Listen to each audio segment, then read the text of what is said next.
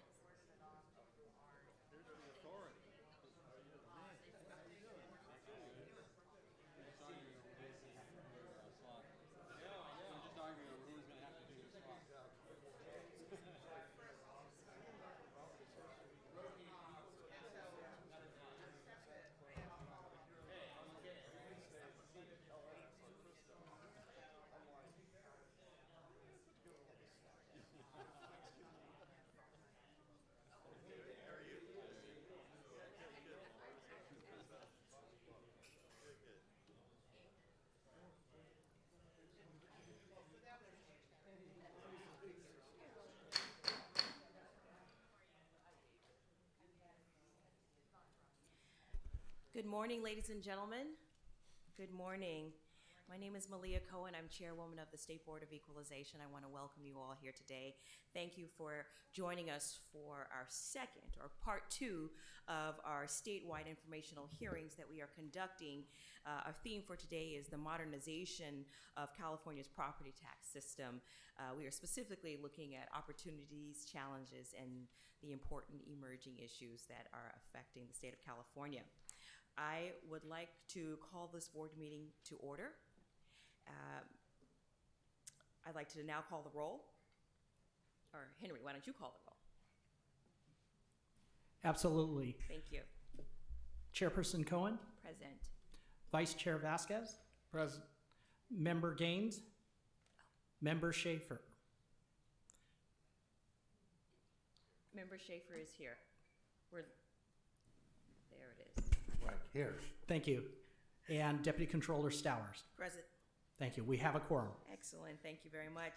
Ladies and gentlemen, it's customary that we begin our meetings with the Pledge of Allegiance. Will you please join me by rising, putting your right hand over your heart, and saying the pledge?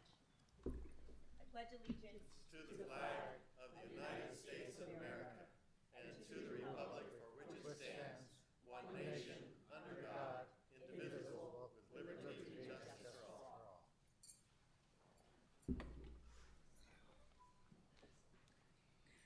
All right, the first order of business is I would like to introduce and give the floor to Ms. Norma Camacho. She is the CEO of the Santa Clara Valley Water District. Thank you very much for hosting us this morning. Thank you very much, and good morning to all of you board members, and welcome to the Santa Clara Valley Water District, now known as Valley Water. And again, my name is Norma Camacho. I'm CEO of Valley Water, and we are the regional water supplier, flood protection, and stream stewardship entity for the nearly 2 million people that do live in Santa Clara County, which is the hub of Silicon Valley. And so, like many other regional governmental agencies, we do rely on property taxes for a significant portion of our funding, particularly in the areas of flood protection and stream stewardship. So the work that you do here today is really important to us, and we commend you all. And so, Chair Cohen and members of the board, it is my sincere honor to welcome you all here to Valley Water and to welcome the public for this informational hearing on modernizing California's property tax system. Thank you very much, and I hope you have a very good meeting today. Thank you very much. We appreciate that warm welcome. And also here to welcome us is a representative from Assessor Larry Stone's office, Mr. David Ginsburg. Mr. Ginsburg, I just want to say thank you for just being an exemplary leader and helping us pull this together. We could not have done it without your help or Larry Stone's help. We're grateful. We are very, very pleased to help, and we're happy to help. You know, so as you may have surmised, I am not Larry Stone. Assessor Larry Stone deeply regrets that he cannot be here. In fact, he'd rather be just about anywhere else, as he is in the midst of dental surgery that could not be moved.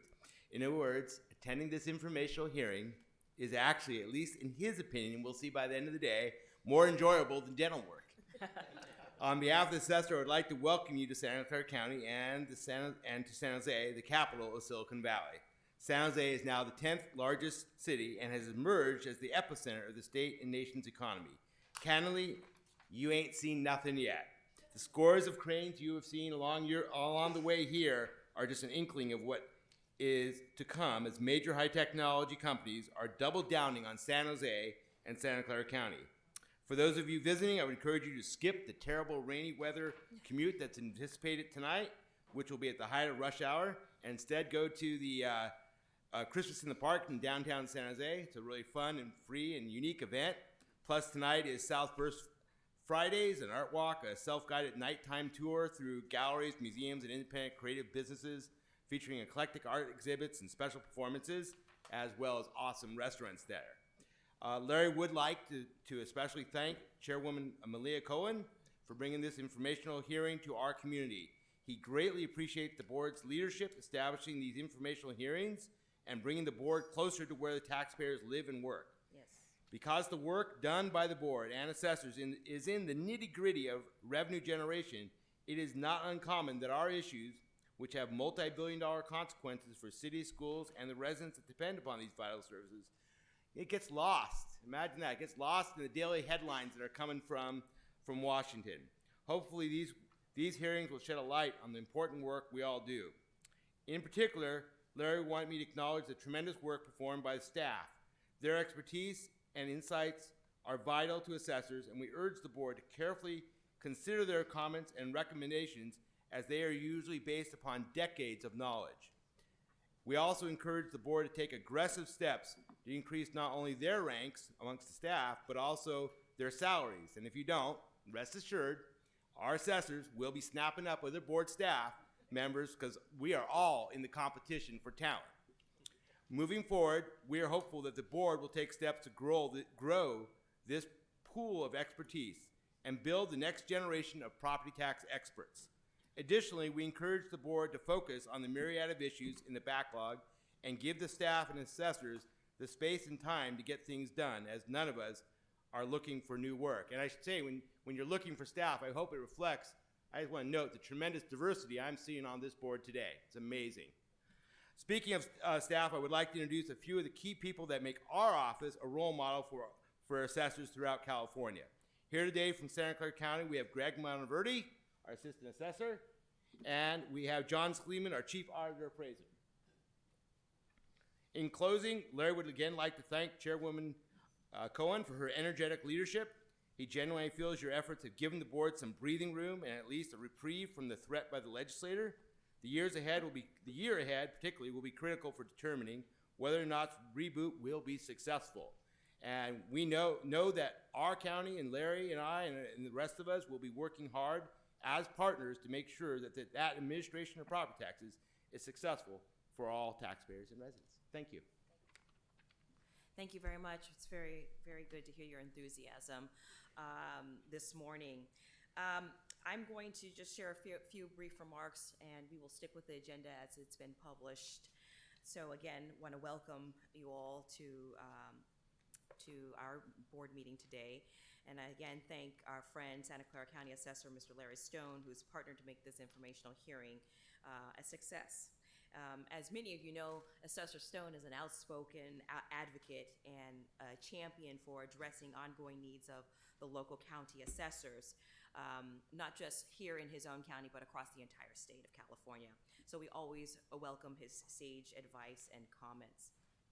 Today's informational hearing is the second in a series of 4 statewide informational hearings on the modernization of the state's property tax system. Today's hearing specifically, we are going to be addressing a couple key topics, and I'm going to outline them for you now.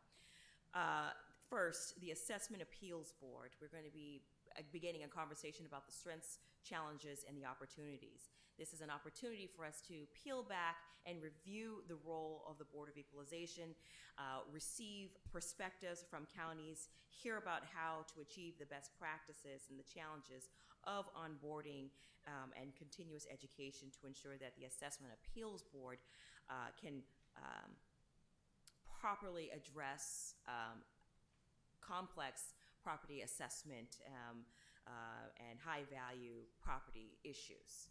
The second item we're going to be talking about is the assessment of personal property and fixtures, ensuring that accurate and consistent valuations and application methods. So this is going to be a quite simple an opportunity to hear about the challenges of determining schedules for personal property and fixtures. Understanding emerging issues of opportunity zones is the third topic that we're going to touch on today. Now, this is a really interesting space. It will be an opportunity for us to hear about the challenges facing investors, understanding what guidance the Board of Equalization can and should provide on this discussion of opportunity zones. Of course, we will be defining opportunity zones and also clearly delineating why we're talking about it in the context of property tax. The opportunity zones, just as a way of background, is where opportunity zones were established in the Tax Cuts and Jobs Act in 2017. The opportunity zones provide tax incentives for investment in designated census tracts. There are 879 opportunity zones, designated census tracts here in the state of California. That's over 4.2 million Californians that are living in these opportunity zones. And as currently proposed by the governor, these funds invested in opportunity zones in California would be targeted specifically towards affordable housing as well as addressing alternative energy. The opportunity zones issue is particularly timely because California is one of only a handful of states that still doesn't conform with federal tax regulations of the opportunity zones or offer a break on state capital gains tax. So this is what is happening amidst the growing national debt about the effectiveness of a timely topic. So what I'd like to do now is turn to my colleagues. I'm going to turn to my vice chair sitting here on my left, Mr. Antonio Vasquez, to begin with a few of his opening remarks, and then we will go down the line, and then we will hear from our executive director, Ms. Brenda Fleming. And again, thank you for joining us this morning. Thank you, Madam Chair. Thank you, Madam Chair. Actually, I am pleased and happy to be here in Santa Clara, and I'd like to thank the hospitality of the staff that actually helped us put this thing together. And I'm actually looking forward to hearing from many of the stakeholders that are here today, both from the county as well as other businesses and nonprofits that may be operating within this county, to share their thoughts and ideas and challenges moving forward. As we look, as the chair mentioned, as we're talking about opportunity zones, as we're talking about personal property, and then just the whole modernization of the BOE and property tax under our new structure as it's been given to us in this last year and a half now. And I'm looking forward, we just finished, I think, a very vibrant strategic planning session after our board meeting last month.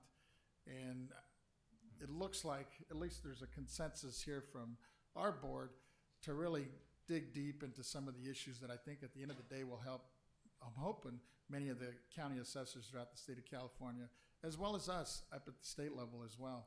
So we're hoping, and I'm hoping today as well, we'll hear some more thoughts and ideas and suggestions from you that maybe we haven't thought about, that we can incorporate as we move forward with our strategic planning. And like the one we just had, the chair mentioned the last informational hearing we had in San Diego. I learned so much from it, from the folks that came to testify and shared their thoughts and ideas. And I'm looking forward to hearing your thoughts and ideas as well, and having a vibrant discussion with you as we move forward. Thank you. Thank you very much. I'd like to recognize Ms. Yvette Stowers, who is representing on behalf of our controller, Betty Yee, Deputy Chief Controller. Thank you, Madam Chair. Good morning, everyone. It's a pleasure to be here. I would like to thank our host, Ms. Norma Camachi, and Assessor Stone and his team for facilitating this meeting. Looking forward to the lively conversations we're going to have. And it's just great to be back in San Jose. I did my undergrad here, and it's been a while since I was here, so I like Christmas in the Park. Thank you. And we will hear from my colleague who represents the southern part of the state, Mr. Mike Schaefer. Thank you, Madam Chair. Is this on? Can you guys, is it on? Yes, it is. I got my business degree over at Haas School at Berkeley, so I went to school in the neighborhood, and have a very close friend, Reverend Paul Goda, who's a professor of law at the law school at University of Santa Clara, who I stay in touch with. We were classmates at Georgetown, class of 1963, and he just had a garden commemorated in his name. We started off our listening post in San Diego at the airport, had a well-attended, great speakers, taught us all a lot, and we're anxious to have another similar, which is today's, so we have two of them completed, and doing Chairman Cohen's watch as our chairman this year. We look forward next year and the year after to having different parts of the states have a chance to talk to us and we can talk to them. And I think this is part of how we grow and show our efficiency as having the final word on the value of our very substantial properties in the state. I want to thank you for having such a nice facility. I mean, even the little phone chargers at our places, whoever designed this was space-age people, you know, and they deserve a raise. And I'm very pleased to be here. Thank you very much, Mr. Schaefer. Ladies and gentlemen, joining us shortly will be our colleague, Senator Ted Gaines. Okay, thank you. I'd like to recognize Brenda Fleming. She's our Executive Director, representing a very talented and committed staff, many of whom have made this presentation possible today in conjunction with the Assessor's Office, Mr. Stone. So thank you to the BOE staff for joining us today. Ms. Fleming. Good morning. Thank you, Madam Chair, honorable members, and honorable county assessors. We welcome invited guests and all the interested parties who are here today. As noted, I am Brenda Fleming, the Executive Director for the Board of Equalization.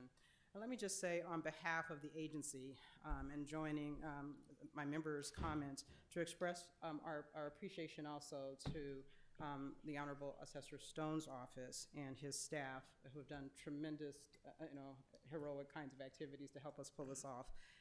And also the Santa Clara Valley Water District's board. Ms. Camacho just spoke, who was just also there, just fantastic, and this facility is very much appreciated and all of your generosity. This series of informational hearings, as was noted, is a great way to gather input from the community of knowledgeable property tax professionals and stakeholders who are interested and willing to support BOE's property tax modernization goals. California's property tax values are vital to the state and local government. Specifically, just as a note, the net statewide assessed value for fiscal year 2019-2020 is approximately $6.6 trillion.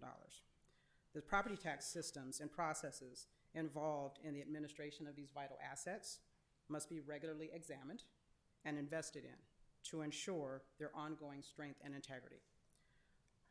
That said, we're here today to have this exchange of information and ideas for opportunities to visit those issues and those processes that are currently established, but also to visit and have discussion on those emerging issues. So we look forward to the conversations, to your input as we learn more about what can be done better, faster, more superhero. That gives us an opportunity to continue to move things forward. We appreciate the time that you've taken today to join us for this activity. I acknowledge my board and the leadership of Chair Cohen to pull these information hearings together. With just a couple of logistical items for you. Just in terms of restrooms, if you have not been directed, the restrooms are directly out the door and to the left, right, behind where the security stations are. And then secondly, anyone who needs Wi-Fi, the Wi-Fi name is Valley Water. And we appreciate the AV staff who are also assisting with this. So again, we appreciate the time that you are sharing with us today, and we look forward to some great discussions. Thank you. Thank you, Madam Chair. Thank you very much. Okay, folks, let's dive in. Are you ready? Yes, I'll take that as a yes. So our first item on the agenda is the Assessment Appeals Boards, the strengths, challenges, and the opportunities. We have speakers bringing their perspective before the board. After each speaker makes their remarks, we will provide a time for comments and questions from my colleagues. Members, please, if you can, hold your questions until the end of the speaker's remarks, and then you will be recognized. Later in the meeting, we will have time for comments and questions from the public. If we have any questions or comments from the public, please ensure that you've submitted a public appearance sheet to the Acting Sergeant of Arms, and that is Yatine Campbell in the back. Her hand is up. So please, if you have public comment, submit the paperwork to Yatine. All right, I'd like to introduce a few of the speakers. First, the role of the Board of Equalization is going to be a presentation by Mr. David Young. He heads up the Property Tax Division. He's the Deputy Director. He is working with the State Board of Equalization. Mr. Young, thank you very much. Mr. Young, yes.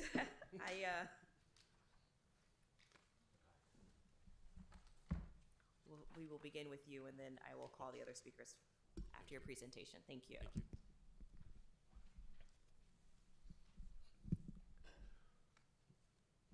Good morning, Chair Cohen, honorable members of the board. honorable assessors, and interested parties and guests. My name is David Young. I'm the Deputy Director of the Property Tax Department.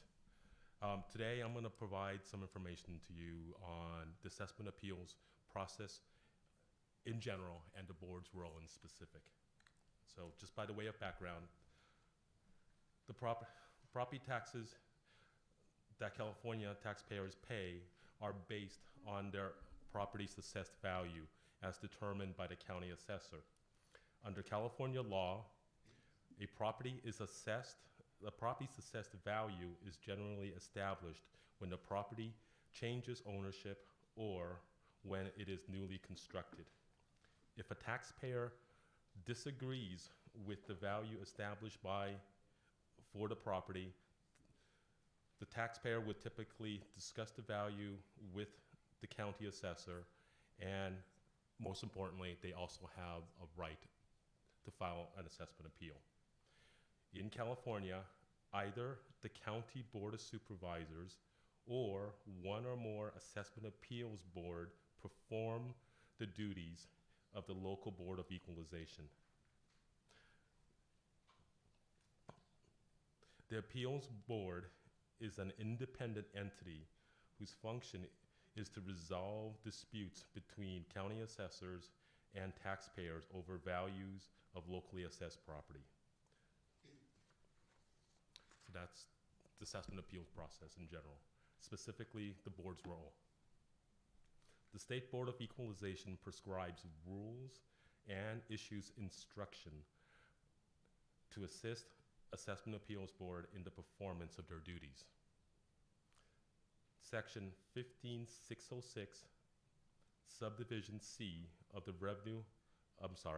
Government Code directs the Board of Equalization to prescribe rules and regulations governing local boards of equalization in the performance of their duties.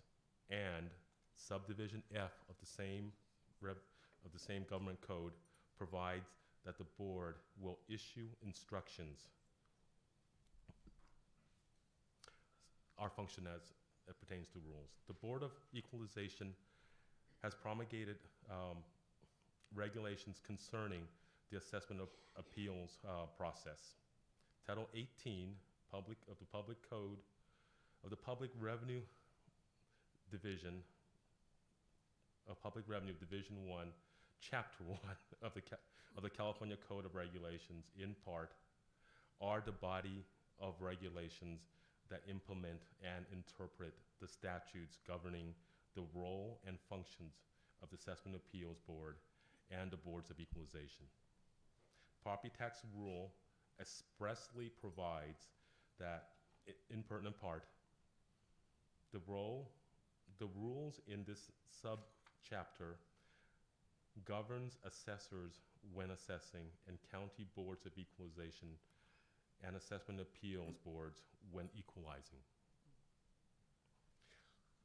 Property tax rules 301 through 326 make up the main body of rules governing assessment appeals procedures.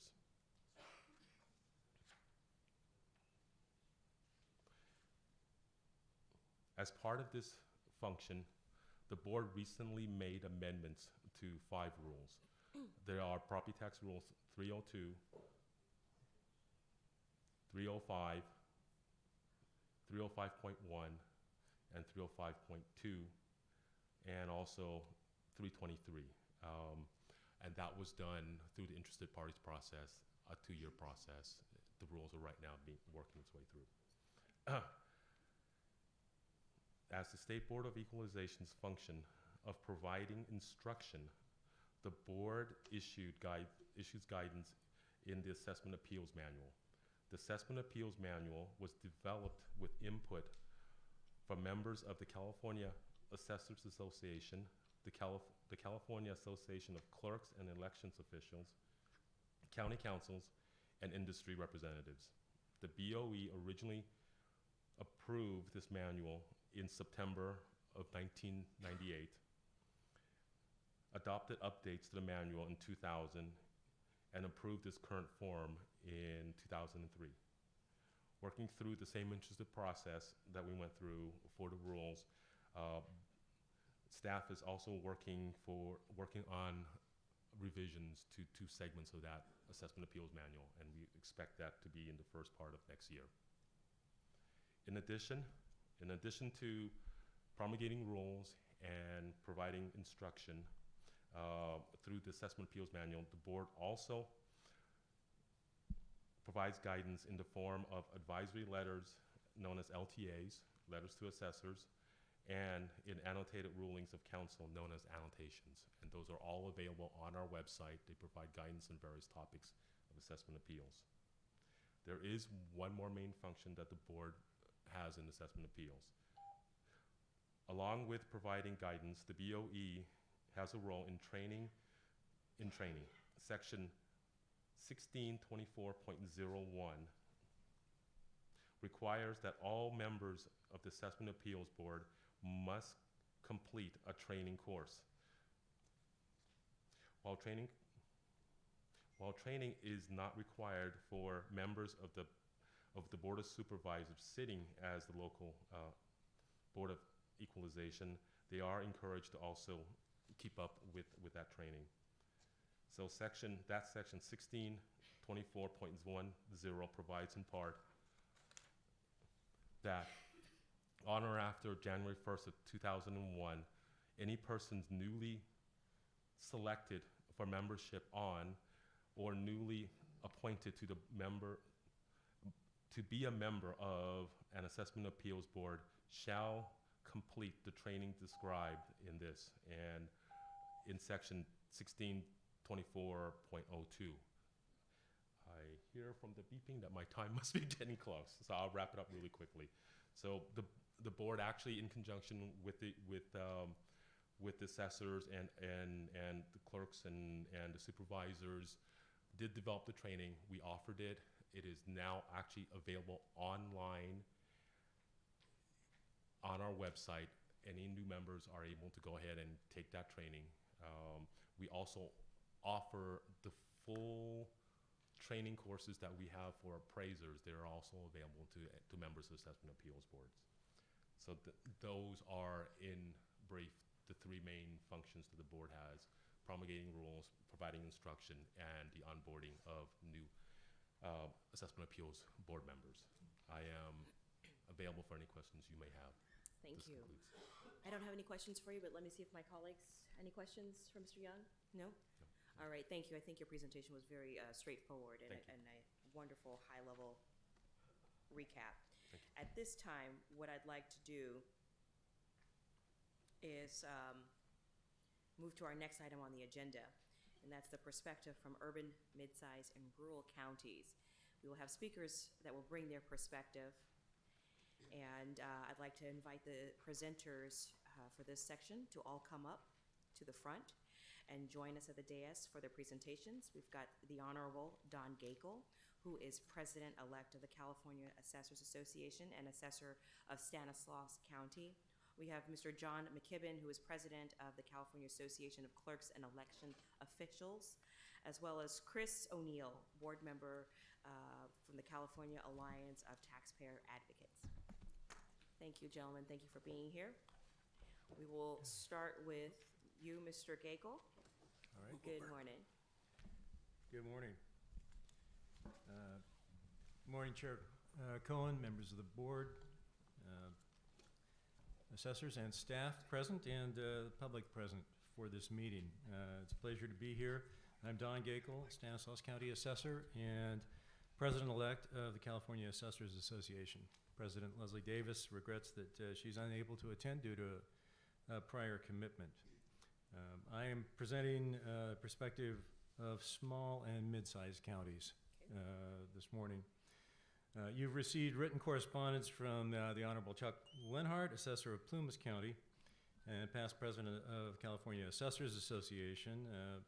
Assessor Lenhart would have also liked to have been here today, but had a prior commitment. But I will be reading from not the entire letter, but portions of Assessor Lenhart's letter. He wanted to make a point that California is a diverse state with 58 counties, from Alpine County, the smallest in population, to Los Angeles County, and many in between. And from a small county perspective, I quote from Assessor Lenhart's letter: "Training for Board of Supervisor members and Appeals Board members would improve the process. The dynamic in a small county where the Board of Supervisors sit as the Board of Equalization can be fluid, meaning that board members are elected to 4-year terms, and the make of the board can change from election cycle to election cycle. Newly elected board members can come from a wide range of professions and experience. Property tax assessment backgrounds would likely be the exception as opposed to the rule. Adequate training opportunities would help new board members become proficient more quickly." He goes on to say that on November 30th, 2000, the BOE released Letter to Assessors 2076 concerning the development of assessment appeals board member training. The key project dates identified in the LTA suggested that unresolved issues from the interested parties were to be heard by the Property Tax Committee on April 18th, 2001. I had the opportunity to attend the 12-hour course that resulted from this effort in September of 2003 and found it to be very informative.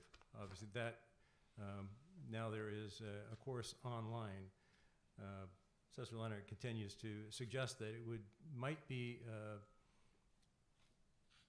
better for small rural board members to be able to attend an actual class in addition to any online training, that it might be more informative for them.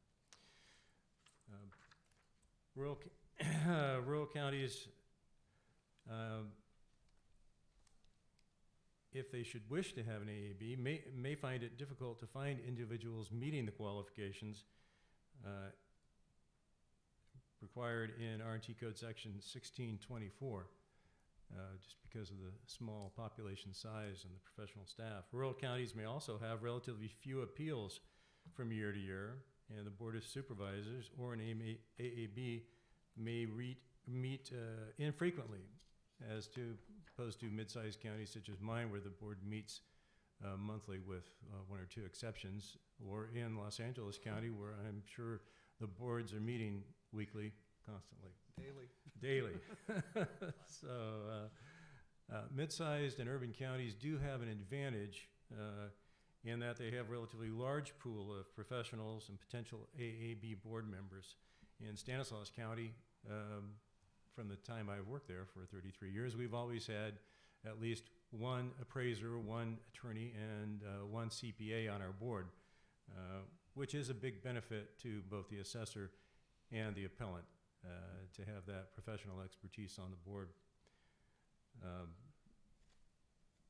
Assessor Leonard continued, in a letter to the Board of Equalization, Los Angeles County stated that for fiscal year 2017-18, they had 19,179 assessment appeals, down from 40,000 appeals filed during the Great Recession. Plumas County contains 25,500 secured parcels. In fiscal year 2017-18, we had 3 assessment appeals, down from 100 or so per year in the years of the Great Recession. By comparison, in Stanislaus County, a mid-sized county, we had 242 appeals and filed for the 2017-18 fiscal year. So there are a wide range of needs and demands on assessment appeals boards in the various counties. And those are the essential points that we wanted to highlight. Education is a primary, would be a primary goal for, especially in rural counties, where boards of supervisors may have no experience in appraisal or in personal property assessment or in the law. And so those would be would probably need more focus than even the larger county boards. Does that conclude your presentation? Thank you. Colleagues, do you have any questions for Mr. Gakel? All right, seeing, please. since you've been looking at, especially several of the counties, throughout the state now as the incoming chair,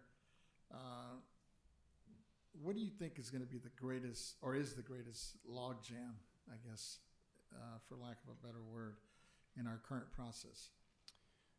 Well, about logjam, looking for efficiencies, I can say that in Stanislaus County, of the 242 appeals filed for the 2017-18 year, we've resolved 210 of them. 132 were withdrawn. 64 we stipulated with the appellant. 7 were denied for non-appearance, and there were only 7 hearings. So certainly at the board level, I don't think there's a logjam in getting those in our county, getting those heard. And I think that you would find that to be fairly common among mid-sized counties in the state. Kind of getting into the efficiencies part, which is in the next section, but so a recurring theme for counties efficiency is getting information, because most of these things are being resolved prior to the hearing, and assessors are making every effort to resolve those as efficiently as they can. So to the extent that the information exchange, we worked with the industry leaders, certainly with Mr. O'Neill's group and the clerks of the board association in the interested parties process, which Mr. Young explained. That process is still ongoing in at least one element, in development of a standardized 441D request that could be used by assessors all over the state. That's still in process, hasn't been finalized, but when it's available, certainly our hope as assessors would be that would facilitate information gathering, and it's a data-driven industry, and that we could more efficiently and quickly resolve issues and prepare for the limited number of hearings that we do have. Thank you. Thank you. All right, thank you. I'd like to pivot to Mr. Chris O'Neill, board member of the California Alliance of Taxpayer Advocates. It's good to see you, Mr. O'Neill. Thank you for joining us today. Thank you, Chair Cohen and members of the board. Just really quickly to refamiliarize yourself, I'm a board member of the California Alliance of Taxpayer Advocates, sometimes known as CATA. CATA is a group of attorneys, accountants, and tax agents who represent property taxpayers in assessment appeals proceedings. We do thank you for including CATA in today's program.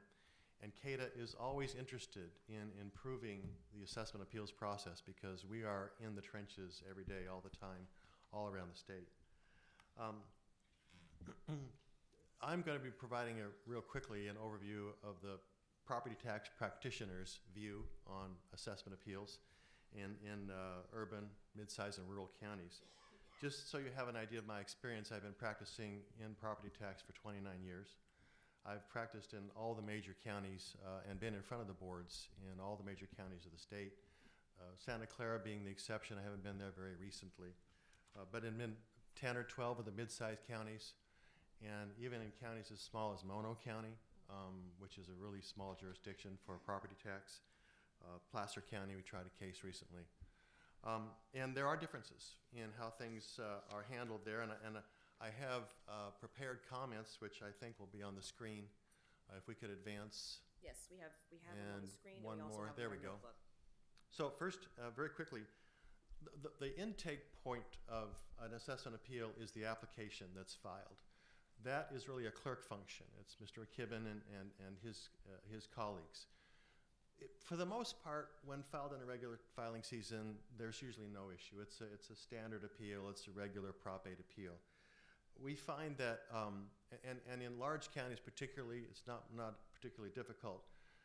For unusual appeals, for base year value appeals, for appeals where we're appealing a base year outside of the regular roll period, we sometimes find that clerks' offices are not adequately sophisticated to handle those, and we get into disputes with them.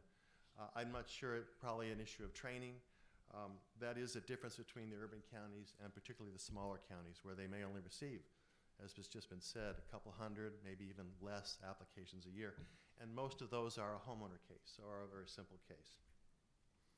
In LA County, there's a process for handling invalid applications, and where an application gets bounced for some reason. Very sophisticated procedure in LA County, not much of one available in the other counties. And that's an intake function again, where we sometimes run into difficulties in the mid-sized and small counties with the clerk of the board. And how are we going to resolve the fact that the application has some deficiency which should be corrected, which the regulation says can be corrected, but there's no process for doing that. LA County has invalidity hearings. If you were to go into a small county like Placer County or Mono County, they would say, what's an invalidity hearing? Next, if you go to the next slide, scheduling of assessment appeal applications is probably one of the biggest concerns we have. We have pending some new language, the Assessment Appeals Manual, to deal with continuances and postponements. The number of hearings per month, the number of hearings per year is an issue, particularly, as I'll talk about a little bit later, for more complex cases, where if you're meeting once a month and you're showing up with a case that's going to take 4 hours to try, and there's 16 condominium owners in front of you, they're going to get heard first, and you're probably not going to get heard. So number of days is a problem. That's the first bullet point up here. And then number of full-time board members. As Mr. Gakel has said, in small counties, it's hard to find board members who have the time to commit, who are financially able to commit to do this, who have the ability to handle it. As I've pointed out here also, scheduling small properties, the need for multi-day hearings. I tried in Mono County, represented the ski area in Mono County, Mammoth ski area. It was about an 8-day hearing. They meet once a month, and sometimes they don't even meet once a month. And then we demanded that they give us 8 days because it was a big case. A difficult thing to do in a small county. Turning to pre-hearing actions of the boards. Pre-hearing conferences, if you'd advance the slide. Pre-hearing conferences are a great thing. They're used in urban counties quite a bit. They're not used so much in smaller counties.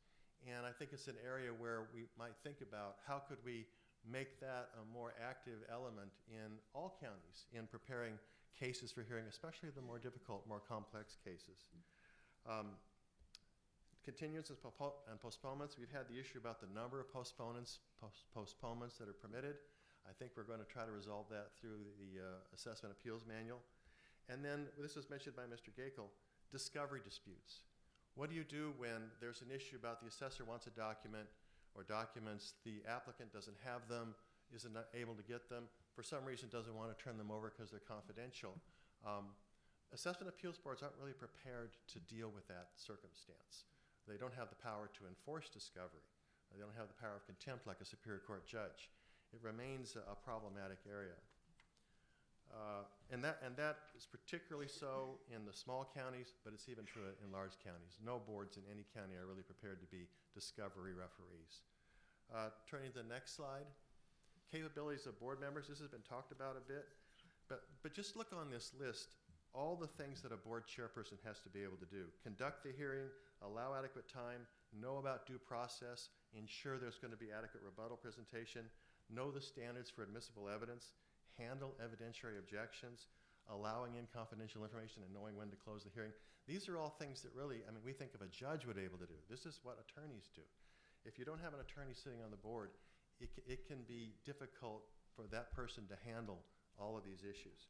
Qualifications of board members, that's been talked about a little bit. I would just point out the bottom item, the role and involvement of board counsel. It varies from county to county. And what we find actually is in the smaller counties, board counsel may be more involved, although less able, or is usually a deputy county counsel, may have less ability and be less familiar with it. In Mono County, we had to help the deputy county counsel representing the board to know what to do. But we all worked together and we got through it. In the large counties, like Los Angeles County, there's so much to handle. County counsel can't participate. He's overseeing if there's significant issues, but he's not down there on a regular basis. In mid-sized counties, we find county counsel is regularly present. Let me see, I think I've got only one more page, one more page here, and then I hear the beep.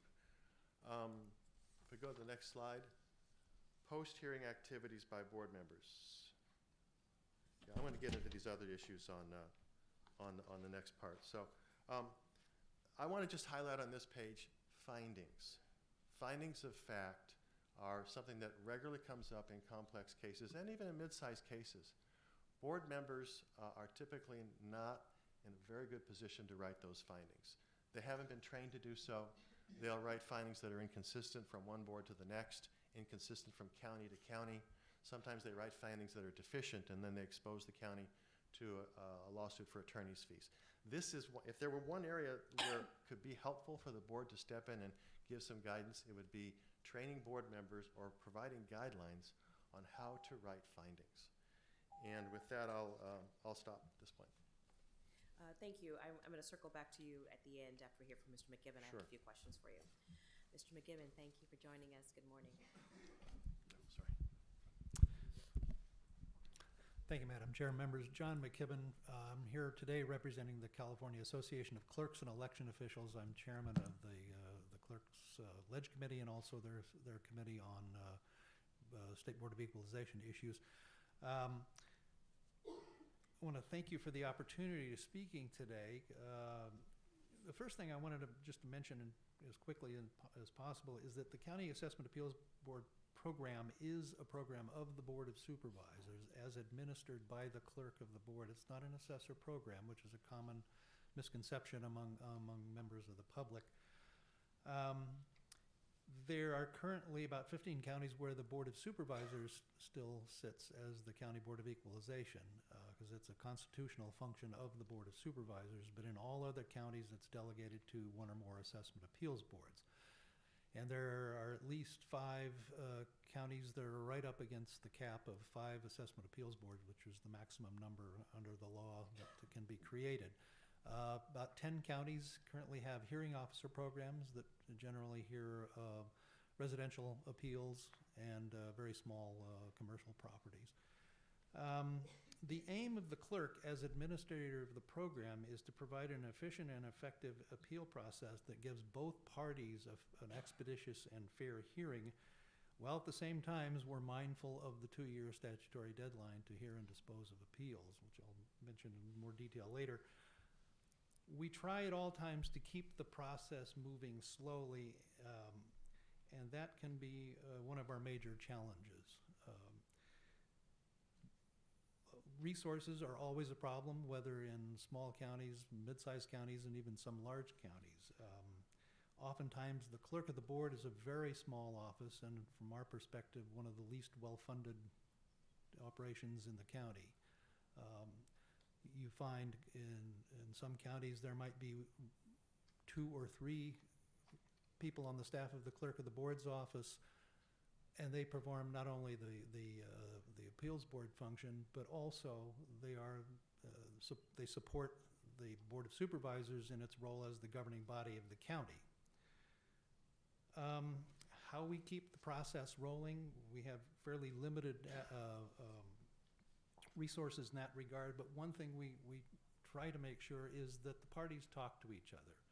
Before a taxpayer files an application, we want him or her to talk to the assessor, find out more details about the way that they arrived at the value of the property, maybe share information if they have something that they think the assessor ought to know about. That should be done before they run off and file an appeal.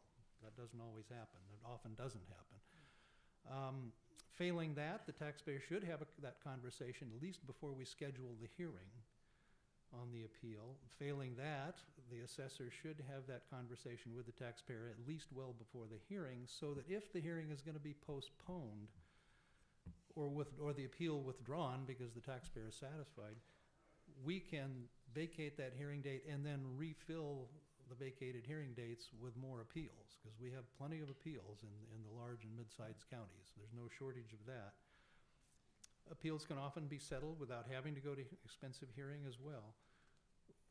To keep the process moving at a reasonable and appropriately fast pace, we need timely withdrawals and we need timely requests for postponement so we can backfill, because that's where we lose most of our time.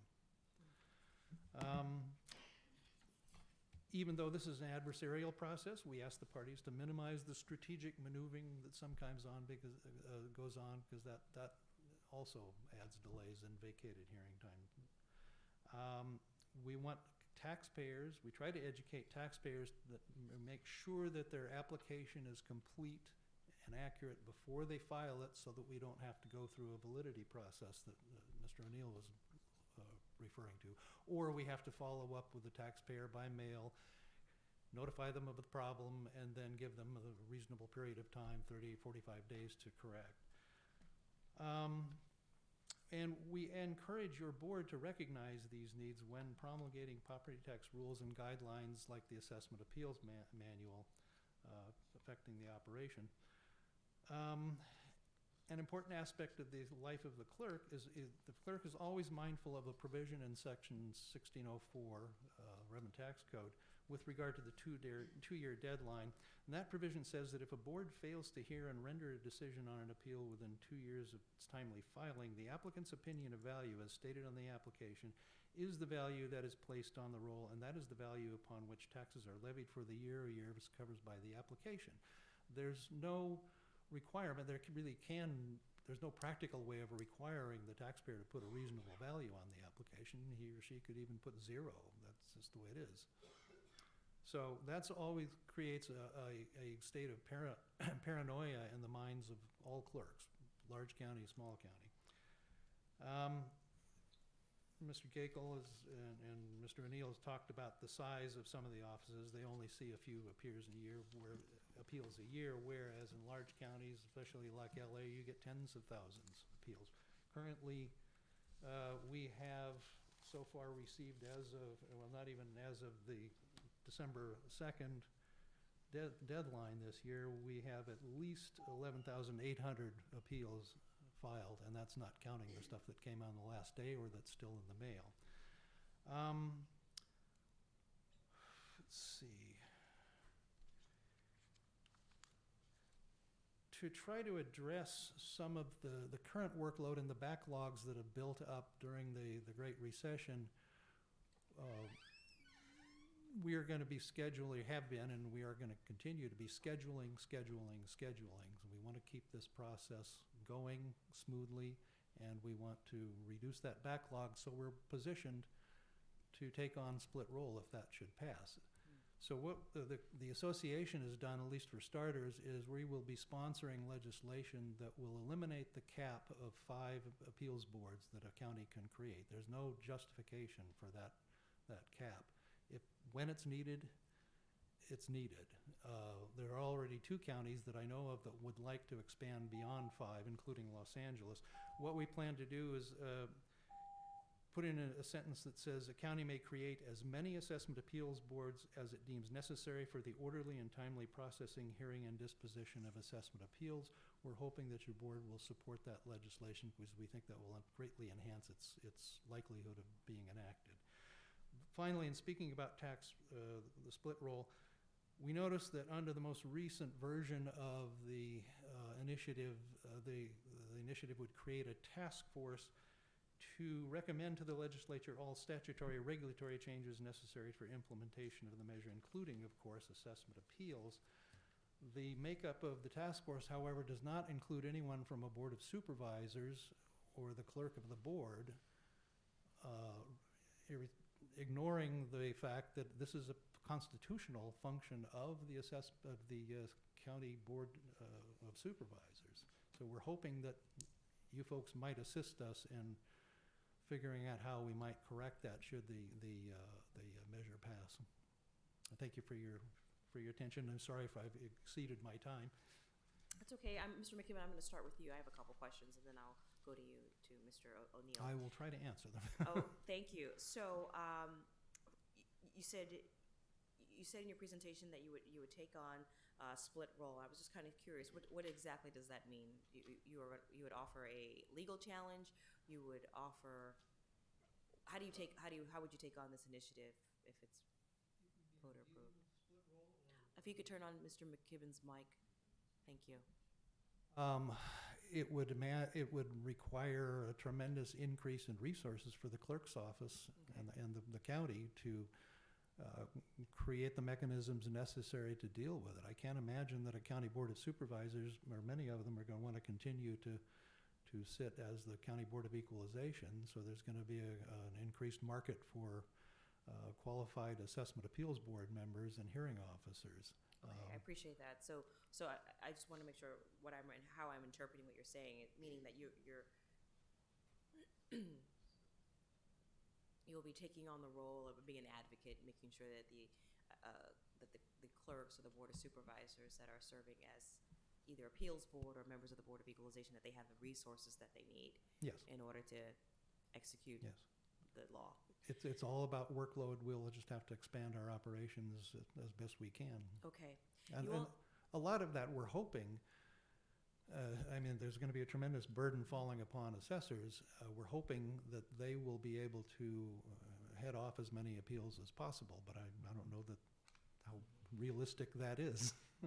Well, I mean, the reality is, I think it'll be a challenge for small, rural assessors' offices. Oftentimes, It will be less so. I'd have to defer to Don Gakel about that, but it would be less so. But there will always be an increase, no matter where we're talking about, because there's some commercial and industrial properties everywhere, as far as I'm aware.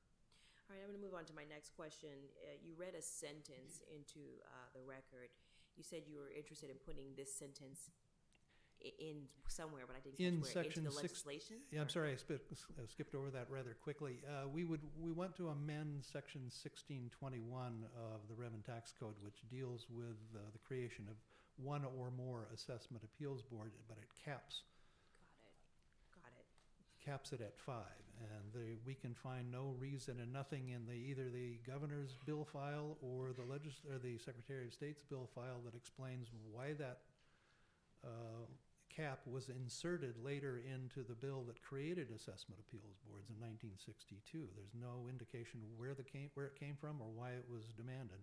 I suspect it was because in 1962 there was no such thing as an assessment appeals board in California, and there was no experience with it. And so maybe out of an abundance of caution, the legislature decided, well, we can't let counties run wild.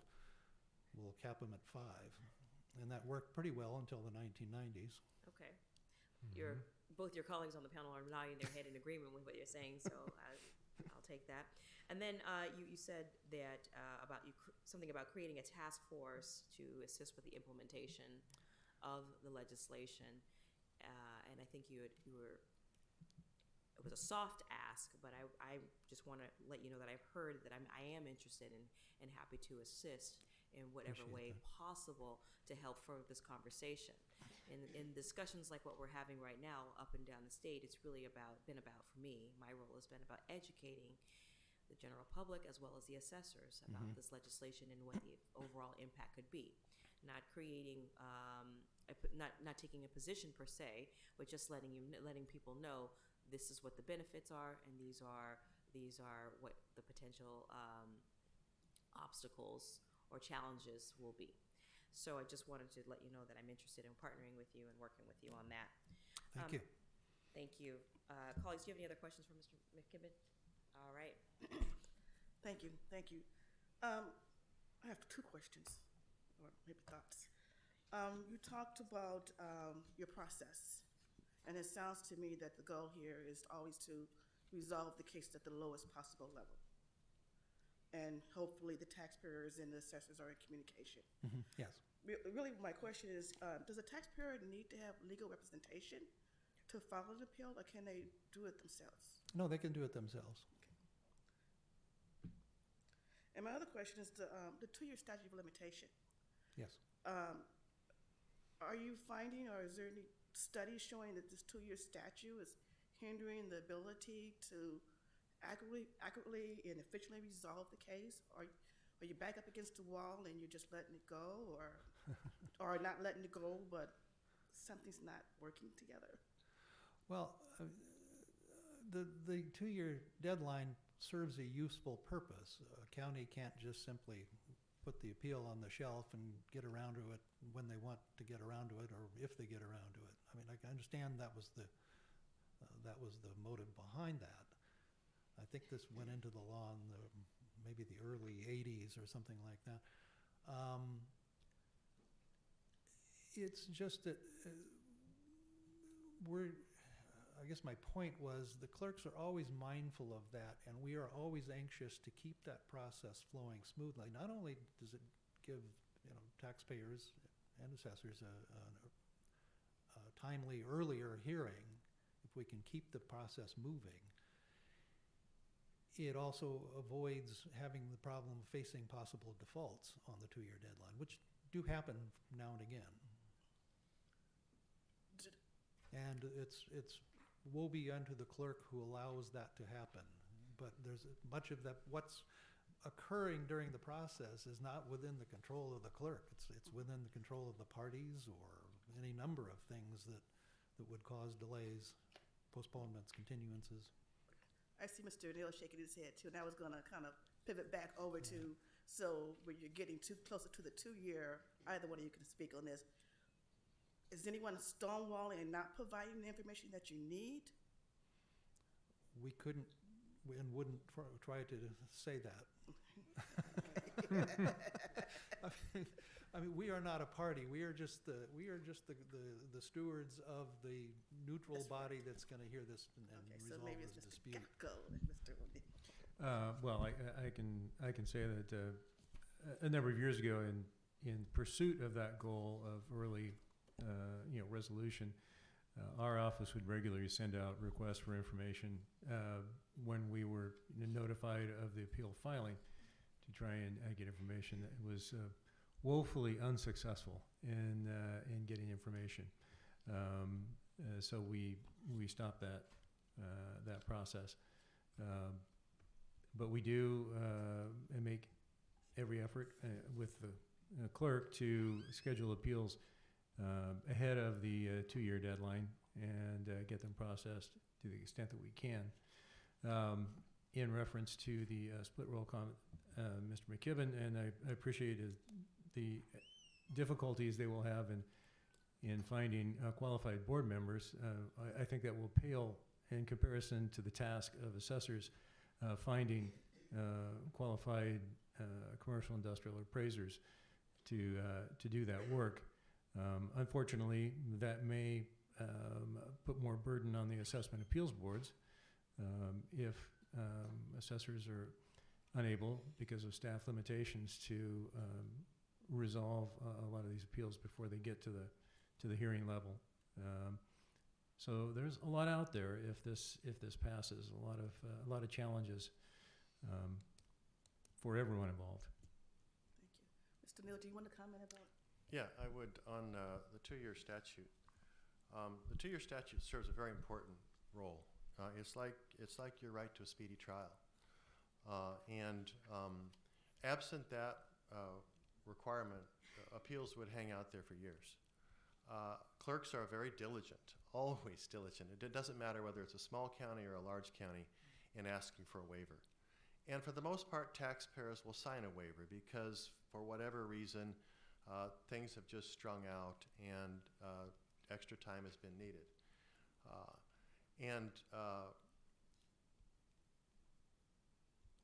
I've only seen where, and let me say in larger counties, such as Los Angeles, where it may be 18 months before the application is finally ready to set for hearing, or maybe it's been set once and then you've got a 6-month continuance and then it's set. You sometimes need almost the whole 2 years to finally get to hearing. And then if you've got to ask for findings after that, so an additional 6 months after that, you're going to sign a waiver. I'll also say this, though, that there's an ability to what we call pull a waiver. And I have had taxpayers where it's been 4 years, 5 years, and this is not just in the large counties, but in small counties, where the taxpayers finally said enough is enough. We've waited 5 years or 6 years to get our base year value change of ownership case heard. And they will say, we're going to pull our waiver. And it serves a very helpful function because it makes everybody realize this is serious, we got to do this, because if absent, once the waiver is pulled, absent a hearing, that value for base year is going to get enrolled. It's useful. We try to always cooperate. I mean, the above board practitioners try to cooperate with assessors and with the boards especially. I mean, the taxpayers need the boards. We try to work with the boards as much as possible, understanding their issues and their scheduling problems as well. But I would not want to lose that requirement. I think it's a very helpful thing to be able to resolve matters, particularly if you think about it this way. A major property like a hotel may change ownership every 5 years. If you've waited 5 years for your assess and appeal, and now there's a new owner, what happens? What is the old owner going to do? There's another issue here as well. Most counties are set up in their computer systems for refunds to go back automatically 4 years. If you go back more than 4 years, it has to be a manually processed refund. If the property has changed ownership, it becomes a nightmare to try to get the refund. So what happens is I've had cases like this where basically you might win the Assessment Appeals Board hearing, but you'll never get your refund because it got so bollocksed up in trying to go back and find the records for the refund that they just give up and walk away. So it's very important that we have this 2-year requirement, and that to the extent we can, we use it, and to the extent it's waived, it be waived sparingly, and taxpayers still be allowed to get to hearing as soon as possible. Thank you, I appreciate that. Mr. Schaefer, do you have any questions? Yes. All right, let's get that mic turned on. I wanted to ask Mr. Gakel, you said you had, during the 17-18 year, you had 247 appeals? 242 filed in 2017-18. And then there were 210 of them that were granted or denied? No. They were all, the appeals were all accepted. 210 were processed as of the last reporting information I have, which was, I think, by September of this year. And it was of the 242, 210 have been resolved, and it was the number of the 132 by withdrawal, 64 by stipulation, 7 by hearing, and 7 were denied for non-appearance. And I'm going off the top of my head, so I don't know if all those numbers add up to 210, but. Yeah, but the people at settlement were happy, I guess. I mean, that's what settlement is. Well, we had agreed. I don't know. I can't always make everybody happy, but yes, they were satisfied with the result. The result. Or agreed to the result. Yes. Do we get anybody from the educational institutions to come in and serve as hearing officers? Are there any faculty or? I mean, there's a lot of educational institutions within 50 miles of San Jose. I just wondered if those would be a source of somebody that might be of some service to us. Can we afford to pay them? Well, that may be I think our goal would be, we certainly would want the board to be pushing forward with educational opportunities for board members regarding the Revenue and Taxation Code, Board of Equalization rules, and procedures in assessment appeals hearings. And, if through that, people in those institutions could be utilized for that, then so be it. But I think that's one of the challenges, to provide that kind of education that you're facing today. And part of the reason you're facing that is because of the staff and workforce issues that you're facing at the Board of Equalization. So, yes, I think certainly, if you have an opportunity to take advantage of that talent, certainly. Right. Well, you're our president-elect for the coming year. You have a much greater responsibility. So a lot of new people will be knocking on your door. Yes. All right, thank you. All right, thank you very much, gentlemen. We appreciate your presentation. We're going to keep going, moving forward with the next panel. Excuse me. Thank you for your perspective. Thank you, Madam Chair. Mr. O'Neill, I'll follow up with you directly with my questions. All right, so our next item on the agenda is achieving efficiencies and best practices.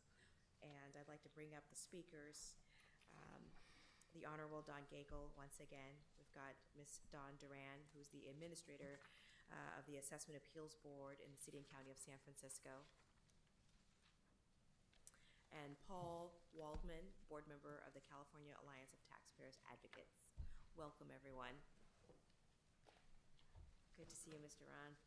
As I was listening to some of these conversations, well, from my conversations with Mr. Ron, we had touched on many ideas, which is the impetus of this hearing. So I'm grateful to see you all here today. Thank you for representing her. All right, we will start with Mr. Gakel. How about that? Okay, You ready? yes. All right. Well, kind of to backtrack a little bit, Member Vasquez had asked about efficiencies, and we'd kind of gotten into a little bit of that. Certainly, we do hope that information gathering is such an important part of what we do, and in outreach, we would certainly hope that appellants have information, or at least some basis in their application, and that they would be able to provide their information to us. That being said, we don't work in a vacuum. We have a lot of information available to us. Certainly, we're trying to be proactive using the information we have at hand. That was certainly true during the last downturn in the economy. Certainly, we were able to see, based on our own information, that properties had declined in value, and we were able to reduce those and offer settlements, even if we didn't get information from the taxpayer. But there are a lot of cases, and certainly in a base value appeal and those sort of situations that if we're in a disagreement dispute, we definitely need the information from the taxpayer to kind of look at their side. Most assessors are certainly open to information and arguments to attempt to resolve issues before they get to the hearing level. It's not always possible, and we may go to hearing. But that is certainly, again, one of the areas where we hope that there will be cooperation and response when assessors do ask for information to resolve appeals. As I said before, much of the focus is on the hearing part of it itself, but so much of the work and appeals get resolved outside of the hearing process that, again, that's one of the reasons that the information is so important to us. We've spoken about effective training for the boards. Certainly, if appeals board members or local Board of Equalization, members of the Board of Supervisors, can be well trained in the Revenue and Taxation Code, the rules, procedures. In a case of very rural counties, even training, as Mr. Young said, that the Board of Equalization appraiser courses are available. Getting the members to take advantage of that and do that is another matter, but those are the kinds of things that we'd work on. Those would reduce administrative issues, some of the issues that Mr. O'Neill was talking about in terms of procedure and applications. I really wanted to add, as the board may review and consider any regulatory or appeal handbook, advisory changes, or training, urge you to keep in mind that we are a diverse state with many counties. I wanted to quote from Assessor Lenhart's letter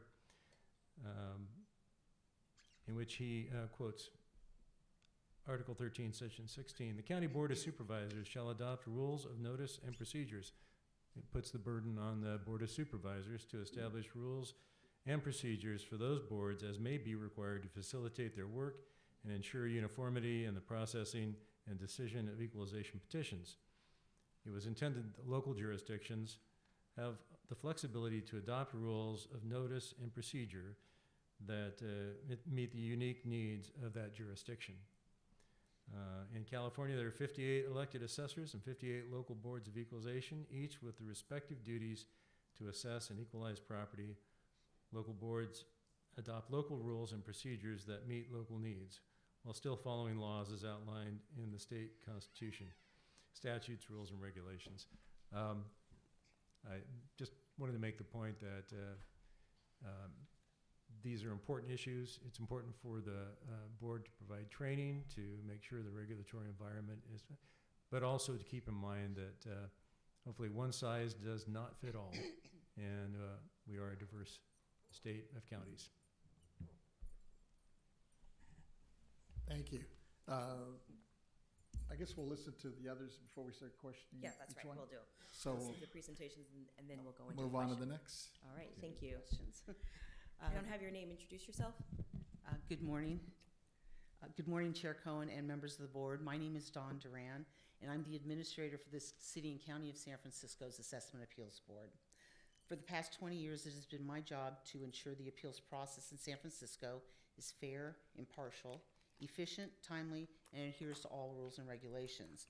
In other words, just to make sure everybody plays fair in the sandbox for us. The board, as I think everybody here knows, has a broad range of authority. It not only hears the hearings for setting values for property, it also gets involved in legal hearings for changes of ownership, completed new construction, classification of property, allocation of value to property, down to determining whether an application can be accepted as timely filed. So one of the issues that has been brought up is training for the board members, and that is a very important issue because of all of the various avenues and aspects that the board members handle that get put before them. For San Francisco, our board members are appointed by the board of supervisors. We have 3 assessment appeal boards comprised of 5 regular board members, 3 alternates. All of our board members also serve as hearing officers.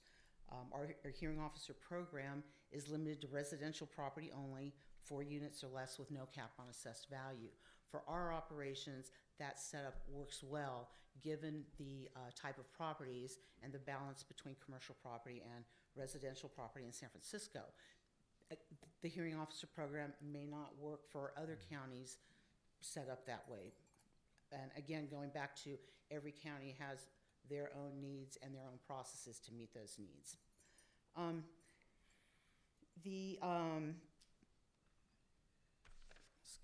sorry. My discussion today is going to really be focusing on 2 challenging areas that we experience in the assessment appeals process, and that is the request for information from the assessor's office or the taxpayer prior to an assessment appeal, and pre-hearing conference. Both of those issues work very well for the parties. The request for information by the assessor or the taxpayer, the Revenue and Taxation Code provides 3 different avenues for the parties to obtain information prior to an assessment appeal hearing. The assessor has the right to ask for the information from the taxpayer under R&T Code Section 441. Taxpayer has the right to ask for information from the assessor under R&T Code Section 408. And then the third method is the formal exchange of information between the 2 parties detailed in R&T Code Section 1606. All 3 of those provisions open the door for communications between the parties. And in our experience, the communication between the assessor and taxpayer prior to a hearing are essential. It helps streamline the process, resulting in an efficient and a more transparent hearing. It benefits the taxpayer, the assessor, and the board. To facilitate that process, our county has adopted local procedures pertaining to the request of information and production of documents. Unfortunately, most taxpayers are not aware of the rights afforded them under Section 408. So in order to create a level playing field in the hearing, taxpayers need to be better educated about that code section in general, just that it's available to them. We perhaps consider thinking of adding it in a publication 30, or it's a step that they're not aware that they have, is I guess what I'm saying. The challenge of the Assessment Appeals Board has in this process is when a party does not comply to the assessor's request for information under 441. Then that process moves over to the Assessment Appeals Board, and we schedule pre-hearing conferences in San Francisco to deal with that. This adds a layer to the overall hearing process and delays the evidentiary hearing. There's always good and bad in a process, and unfortunately, I don't have stats to provide on if a hearing went to a pre-hearing conference and it went away. Did the process resolve the application, or did the applicant just give up? I don't know, and that's hard to tell. So, with regard to the pre-hearing conferences, they are part of the assessment appeals process.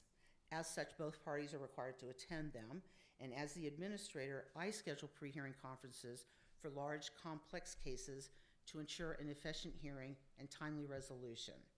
In this aspect, the pre-hearings can be a very effective case management tool for all the parties concerned. But going back to the pre-hearing conference for the 441Ds for the request for information, again, it's hard to judge when we schedule those. We schedule them as needed, where we find that we schedule them 2, 3, 4 times a month if we need to. The proceedings move fairly quickly. They're very cut and dry. The board will ask, both parties to give their perspective or their comments on the documents that are being requested. Then the board will ask the taxpayer how long it will take them to get the documents. The assessor, then they'll ask the assessor how long will it take for you to review the documents. And based on that dialogue and conversation, it does help move the process through for administratively, because then we can get an idea of when to put the case back on calendar for hearing. In our county, once it goes through that process, we do not reschedule for a second pre-hearing. If there's an issue with documentations after that, it is dealt with at the evidentiary hearing when it's scheduled. Excuse me. I can't speak for other counties and their process, but the 441 pre-hearing process works in San Francisco for now. But that's based on our current appeal volume. Now I'm going to play devil's advocate a little bit, because when the market crashed, San Francisco in 2008, 2009 had 988 appeals filed. In 2010, we had 6,600 appeals filed. It's a 660% increase in our caseload, and I'm sure the assessor's caseload as well. So the question is, could the 441 process have been sustainable with 6,600 appeals for the Assessment Appeals Board? Would it be a good use of department resources? Would the Assessment Appeals Board have been able to meet all the 2-year deadlines? My guess is probably not, just because of the sheer volume. We understand and we realize that the assessor's office needs the information. We understand that a lot of times it does help to get the cases through the process, and it always helps to have the parties communicate. From the administrator side of things, we don't know if the parties have communicated. We, again, are focused on meeting the 2-year deadlines and getting the cases moved through the system. So we do the best we can to accommodate both the taxpayer who wants the hearing and also the assessor's office who wants the information before the hearing. And that's where we're kind of in the middle. And it's a difficult thing to balance, and knowing that both parties need to achieve or come to some sort of conclusion with the process itself. My suggestions on the 441 process, or to make the process easier to understand, I think is what I wanted to say, is to update the information to taxpayers to include the 441 process. So when they file an appeal with us, that they know that they were going to be getting a letter asking for information. One way of doing that is maybe changing or reconsidering the handouts when people want an appeal application, to also have some sort of handout letting them know that you will be contacted by the assessor's office. Please provide the information as requested to help expedite your hearing, the hearing of your appeal. And if the 441 process is standardized, I don't know what other counties have that in place and how they have it processed. But I will say that one of the things that are afforded to the Assessment Appeals Board through the 441 process is that the 2-year deadline, which we all are focused on as administrators and clerks, the 2-year deadline can be told. Once the 441D is processed and it's in play, there's a statute in that allows the 2-year deadline to be told if the documents, for whatever reason, are not provided. It would be helpful in this process to have the tolling part of that section standardized, so that as clerks, we would be able to know when that tolling starts. I believe right now that it is stated in there that it's up to the board to make that decision.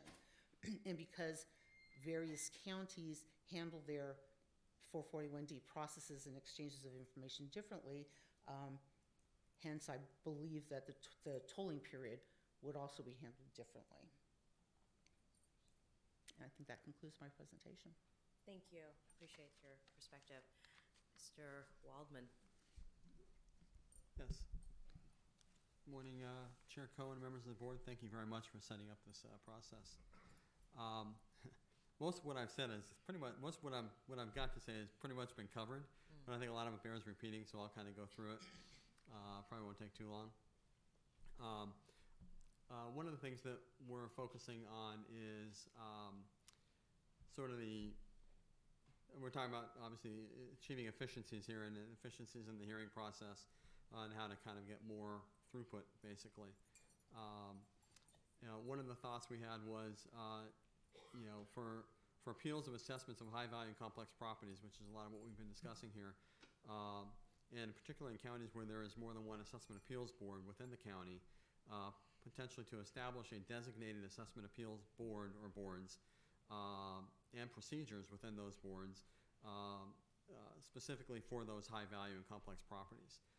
Basically kind of get them out of the other boards and allow those boards to kind of be more efficient and get through higher volumes of cases, and then allow the high value and more complex cases to kind of get that greater efficiency within those boards. Sort of in addition and or where you're not necessarily able to add an additional board, also to employ maybe more use of special hearing dates for those types of properties. Not having them on boards with SFRs or smaller commercial properties. That creates quite a bit of an inefficiency where a lot of things are unable to be completed in a hearing and get postponed.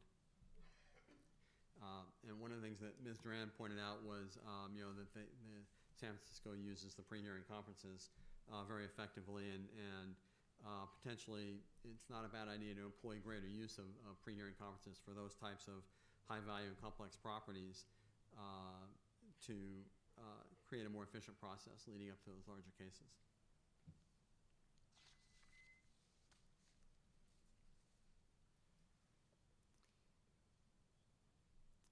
One thing that's been talked about quite a bit here, I think just about everyone's talked about it, was potentially a higher level of training and experience requirement for board members. And specifically, in my comments here, I was focusing on these high value and complex boards to, if there is a separate board or a special hearing dates for those types of properties, potentially have as I say, a higher level of training and experience requirement for those types of cases and for those boards. Perhaps to establish a requirement that these board members be an appraiser, a CPA, or an attorney. I believe Mr. Gakel pointed out that they have at least one on each one of their boards, which is good. But that might be a good requirement to have on those types of properties for any board member. And we've also talked about evaluating the compensation of assessment appeals board members to ensure that they're able to attract that top talent for those boards. We also realize that that can be problematic for smaller counties. So potentially there might need to be some type of requirement, for example, a population of greater than 1 million for some of these requirements. Obviously, some of the smaller counties wouldn't be able to institute some of these procedures, but it would certainly work for the larger counties.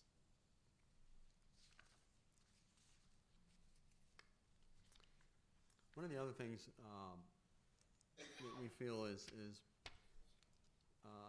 causes some of the inefficiency is some of the postponements.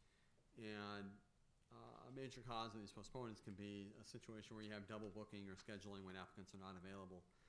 And I realize this may be problematic, but it would be nice if there was some type of greater coordination in setting these hearing dates. Greater coordination between the taxpayer and the county itself, and or the board, and also greater coordination between the counties. If you've got, if you get scheduled for a hearing and you've got a hearing in another county, then you have an issue and something has to be postponed.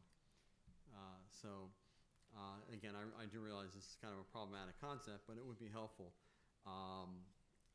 Possibly you can look into the court system who does have that type of master calendaring system that would prevent some of these postponements and continuances, that would also allow greater efficiency in getting things done.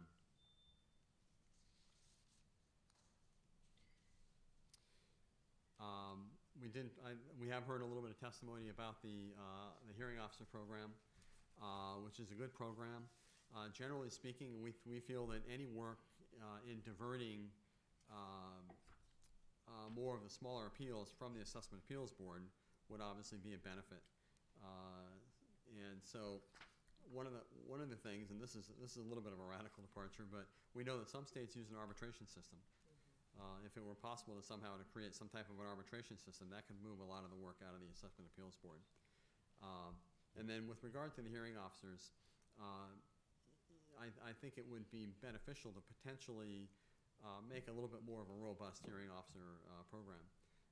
I know that some counties do only single-family residents. Some counties, I think, do allow some commercial property, but sort of possibly developing that into a more robust program that could also bring more of the work out of the Assessment Appeals Board and clear it up for the other cases. We've also seen situations where some counties, for whatever reason, and it may be, there may be good reasons for doing it, but we've seen counties where they will appeal the entire hearing officer agenda to the board. And regardless of who won or lost within those cases, so instead of saying this case wasn't, we feel strongly about this case, we're going to appeal it, they would appeal the entire agenda, which kind of makes the entire hearing officer system useless. And so I think maybe need to be some research into why some counties are doing that, and what's the issue that's causing that, because that could actually help as well.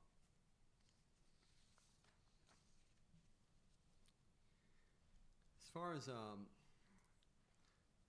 little bit more of the upstream and downstream issues here, one of the things that I haven't heard yet talked about today is potentially encouraging more counties to employ online filing. We think that would create greater efficiencies in general as far as the upstream part of it, and also to include uploading LOAs, which will you file it and then you have to mail in the LOA, so it makes it a little bit less efficient. Some of the counties have separate appeals groups within the county. We feel that's generally a more efficient process when we're dealing with a group that specifically handles appeals. They're generally a little bit better at it, and it creates a more streamlined process. My Katie colleague, Chris O'Neill, mentioned the findings. Improving the findings could also improve things on the downstream end of it. So I think I just slightly went over my time, but thank you very much for your time. I appreciate the. Thank you. I'm going to start with you, Mr. Waldman, and then we can go down. I appreciate these suggestions that you gave. I was wondering if you had any examples of other counties that maybe have an arbitration system in place, or the other states that are doing online filing. Are there any tangible examples that you can point to where there are vendors that are contracted, that are on the ground, that are doing this work, that are implementing the suggestions that you're making? I do know that Orange County has an online filing system. Okay. That's quite good. Okay. With the one exception that we then have to mail in the LOA. Okay. Which kind of breaks it down a little bit. But the online filing definitely is definitely a benefit, I believe. And I know that Orange County does that. And I believe there's some other counties too, but I haven't dealt with online filing in other counties myself. Now, you said something else about master calendaring. Mm-hmm. Are there any assessment appeals board in the state of California that are utilizing this? Not that I know of. Okay. And that I think would help quite a bit. Okay. And as I say, if there's two different issues there. There's the calendaring within that county, and there's also the issue that many of us practitioners deal in multiple counties, and so that's kind of two different issues that might require potentially a greater solution. Understood. Colleagues, any questions for Mr. Waldman? Mr. Vasquez? We'll go to Mr. Waldman. He'll field questions, and then we'll go to Mr. Rand, and then we'll go to Mr. Gakel. Well, I'll wait. Mine are for the other two. Okay, perfect. Well, Mr. Schaefer. Mr. Waldman, are you a rural guy or a big city guy? I didn't catch that. I'm a board member of CADA, the California Alliance of Taxpayer Advocates, and I work primarily in Southern. I work throughout the state, mostly bigger city. No, I don't do a whole lot of rural work. I do a lot of work in LA County and Orange County, as well as some of the larger Northern California counties. Sure. Well, you work in my county, which is Orange County, and I don't know if you get down to San Diego County, but there's an awful lot of property down there. I work for a larger national firm, and we do have an office in Carlsbad and an office in San Diego that handles most of that. So I don't do a lot of work in San Diego, but I do a great deal of work in Orange County, San Bernardino, Riverside, and LA County. Well, we used to provide some standardized statewide training in assessment, and we're not involved in that as much as we used to. And that's really not fair because we're the equalizers, and it's our job to see that nobody's overlooked. And I'd like to talk a little bit about, how do we get all of our counties up to snuff? And it takes input from the board, and the board may not be as receptive as you are. You may have to tell us, what we need and where we can get it. I would like to see a more aggressive stance coming to us as to how we can contribute to standardization of having statewide talent in each and every one of our 58 counties. And I could see if you're out in Stanislaus and you never go near a big city, that you're going to have to, look and see what other people are doing. But, we are the final decider, and we can add our strength to whatever you want to accomplish, but we have to know about it. We have to know of an efficient way so we can be very positive in what we do. And I think the people expect us to do that.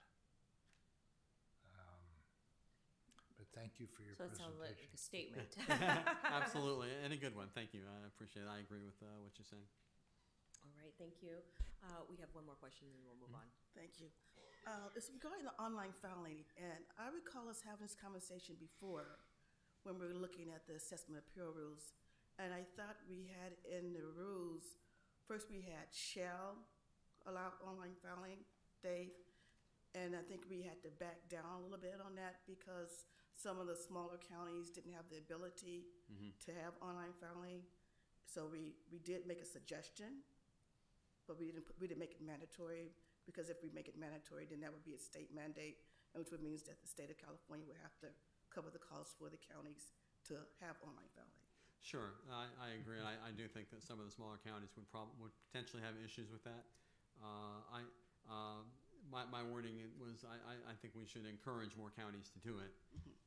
I think the more we have, the more efficiency we'll have in the upstream portion of that process. I absolutely agree with you, yes. Save a tree. All right. Thank you, Mr. Rand. We have got some questions for you. I want to see if Mr. Vasquez wants to kick it off. Yes. You mentioned several things in your presentation, and a couple things that caught my attention. One of them is, I guess you said in 2008 when it crashed, you were obviously inundated with a lot more work as in your duties. How were you able to handle that workload?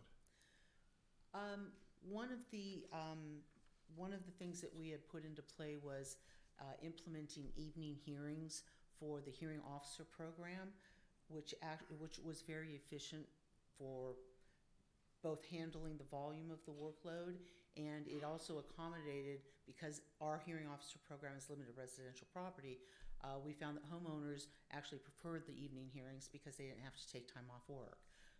We collaborated in that aspect with the assessor's office because they too had to have an appraiser available for the evening hearings. And that freed up the time during the week for scheduling the commercial properties 5 days a week during the daytime. So it definitely helped the workload in that aspect. And that didn't create a problem in terms of the hours that the assessors work and weekly? No, the assessor's office again was accommodating, so the appraisers that would usually work during the daytime, they would switch up their hours, and they went into a flex time mode for their employees to allow that procedure to move forward. Okay. So it was definitely a collaboration, but it achieved a very good goal as far as helping move the backlog and the huge amount of applications that we received at that time. And then you also mentioned the standardization, I guess, of the 4401 process. What are your thoughts on that? Not necessarily standardizing the process, because again, all of the counties handle that process, I believe, a little differently. I'm not sure if, like all of the county assessors send out 441D letters to all of the applications that are filed with the appeals board. In our county assessor's office does do that. And the way the process works is that the appeals come into our office, they're filed with us, we process them, and then a while later, those applicants will get a letter from the assessor's office asking for information pertaining to the appeal that they filed with our office. So if the letter goes out in time, then we don't schedule a hearing, because if the assessor's office does not receive the information, they then send us a notification saying, please add this to the pre-hearing conference queue, what we call the 441 pre-hearing. So rather than us scheduling it for an evidentiary hearing, it goes in to be scheduled for a pre-hearing instead. And the process works most of the time, and again, no processes are perfect, but there are a lot of times when applications do get scheduled for an evidentiary hearing, and then it's being asked to be postponed because the assessor's office did not get the information. And so it's checks and balances. It's you schedule for a pre-hearing, or you schedule for a hearing and you postpone it and it goes to a pre-hearing. But I do believe at the end of the day, the pre-hearing conference and the dialogue between the parties is important, because it can resolve the cases. They can come to a meeting of the minds, and maybe an evidentiary hearing from us does not have to be scheduled. It will take care of the case. Sometimes it doesn't. So, but I think the process in general works. It just, for us, adds an additional layer of scheduling and coordination and tracking for administratively. The other part of that is that when they go to the pre-hearing conference before the board and they're going through a laundry list of documents that are being asked for. I believe Mr. O'Neill had pointed that out, that the board members, sometimes they don't know exactly the process of discovery. You know, so if a taxpayer says, well, I don't have that, and the assessor says, but I need it, where do you go from there? It's a difficult decision for the board members to get in the middle of, but unfortunately, that's where it goes. So the board is the one that's going to have to make that decision. And that kind of touched on, I think it was Mr. Gagel also mentioned that we maybe need to do a better job of training some of these folks in the future so they can handle those situations. And is it your opinion that the training that the BOE has been doing in the past has been very effective? Well, the board members only are required to take the one initial BOE training course. That's it. That's it. When they are appointed, they're required to have 5 years experience in one of several areas: an attorney, an accountant, a broker, or an MAI, or an appraiser. So one of those three would be familiar with the discovery process.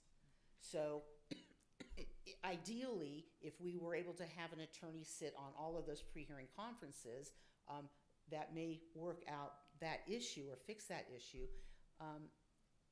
However, a lot of the people, the board members, when they apply for their seats with the Assessment Appeals Board, they applied for the seats as to serve and to value property, and they didn't realize that this was going to be an additional layer that they were going to be responsible for.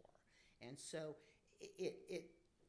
it comes back to retraining the definition and redefining the definition of what the board members are going to be doing. And maybe if the standard is going to be the 441 pre-hearing conference, then have it set as an individual commissioner sitting as an attorney, and have that person, that's all that they do. And that could resolve but again, it depends on how those boards are set up to function. In our county, our boards rotate so that not one board member is always hearing the same thing. And in your county, I know I think it's in LA and some of the larger ones, many of these boards are set up as advisory. They just make recommendations. They don't really have the final say. How does it work or operate in your county? In that aspect, that's our hearing officer program. The hearing officer program that we have is for the residential property, and if either party does not agree with that hearing officer's recommended value, then either party can ask for a full board hearing, and it would move up. But the hearing officer hearing, for us, was really geared for the homeowners, the residential properties, to get the smaller folks taken care of, to free up the time to deal with the larger commercial property for the full boards. Rethinking it, to set up a separate hearing officer program for just an attorney to just deal with the discovery process, is a thought that, again, may help the back and forth regarding the documentation. Could expedite things probably. And I guess my last question to you is, you mentioned possible handouts. So you said there's handouts out there, but maybe they need to be updated? Well, the 441 pre-hearing conference, the issue that we're talking about now with the discovery and the assessor's office asking the taxpayer for information, that step in this process is not listed or available or available to the general public in any of the documentation or information regarding the assessment appeals applications.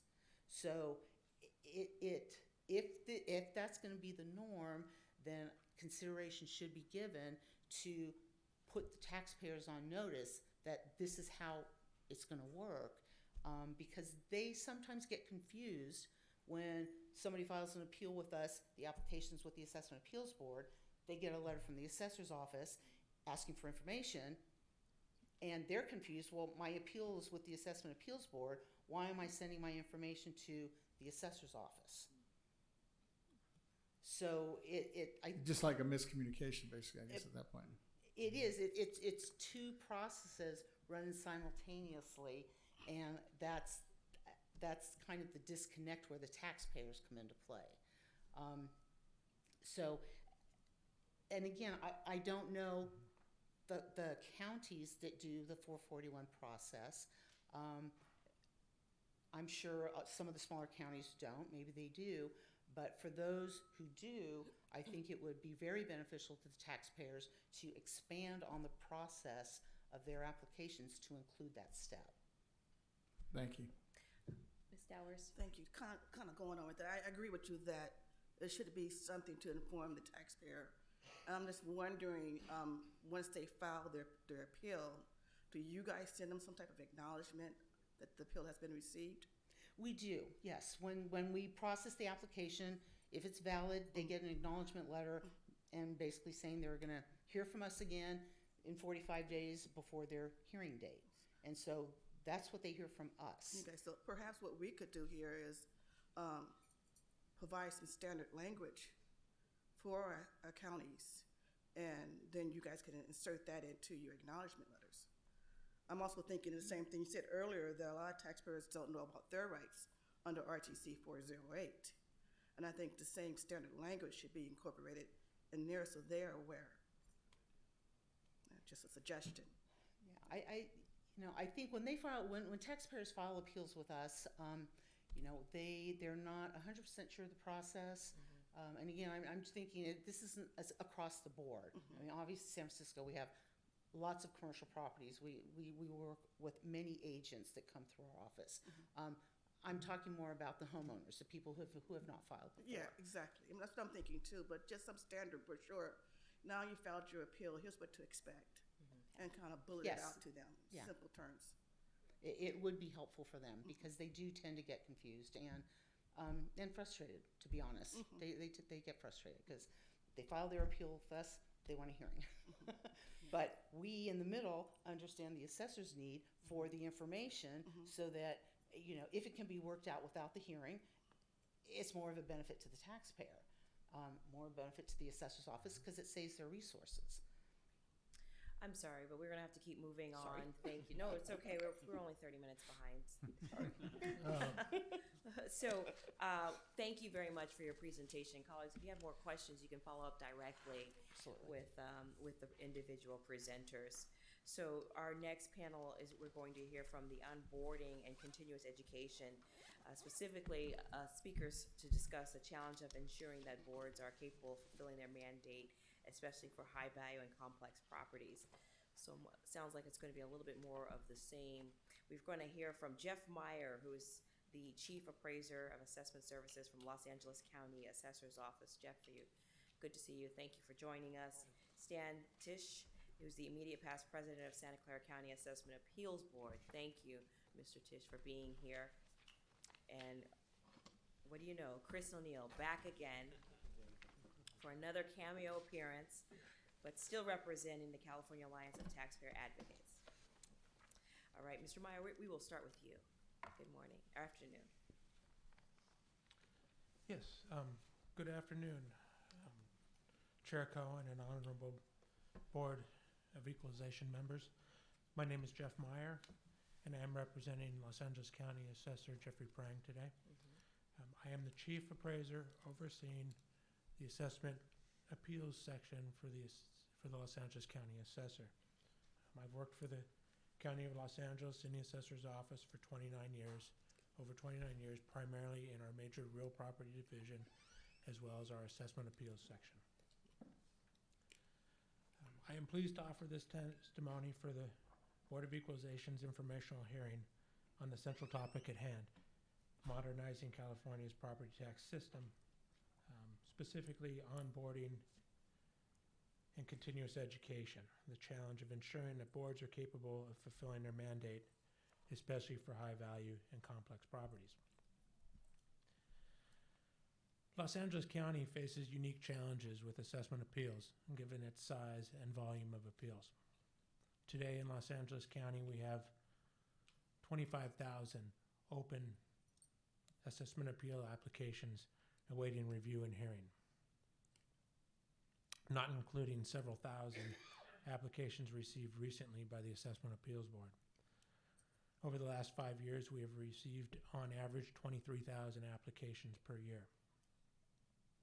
While total applications have been reduced by nearly 10,000 over the last 2 years, there is still much progress to be made. This volume of appeals represents a full-time workload. Yet cases are heard by hearing officers and appeal board members who are only paid a stipend as part-time appointees of the Board of Supervisors. To serve on an assessment appeals board, the Revenue and Taxation Code requires that members be an attorney, a CPA, a real estate broker, or a real estate appraiser. Board members who are still actively working in their field, generally earning much more lucrative wages, may only be available to hear cases intermittently, despite a workload that could easily justify a full-time commitment. The part-time nature is a particular challenge in high-volume counties like Los Angeles, where our appeals boards run 4 boards per day, 5 days a week. It is even more challenging in the case of high-value and complex properties where multi-day hearings are required. When a case is not completed in the allotted time, the challenge is then finding an acceptable date when all participants, applicant, assessor, and all board members are available. I believe Mr. O'Neill mentioned this earlier.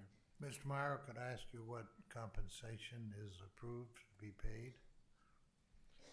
I believe the daily stipend is up to about $300, max is out at about $300 per day. Thank you. In Los Angeles County.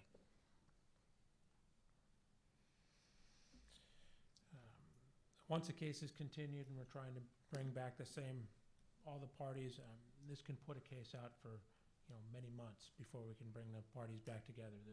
The boards are generally scheduled out at least 45 days in advance, so sometime after that you have to coordinate for all parties. In addition to the experience requirement, each prospective member must complete training that includes an overview of the assessment process, the conduct of assessment appeal hearings, and important developments in case and statutory and administrative rules. These are fairly basic requirements that do not prepare individual board members for the complex arguments that are presented and inherent in many high-value and complex cases, such as refineries, possessory interest valuations, airlines, hotels, stadiums. In addition, cases can have additional nuances such as intangible asset valuation and complex depreciation analysis. For many qualified issues, it may take otherwise qualified board members years of experience and specialty training to develop the comprehensive understanding required in these cases. In my time allocated here today, I'd like to make a few quick suggestions. The current system of part-time appointees may be improved if it were replaced with a full-time alternative. The state of California adjudicates many administrative legal issues through the use of administrative law judges, a full-time system that processes thousands of administrative issues, including workers' compensation and public utilities commissions, among others.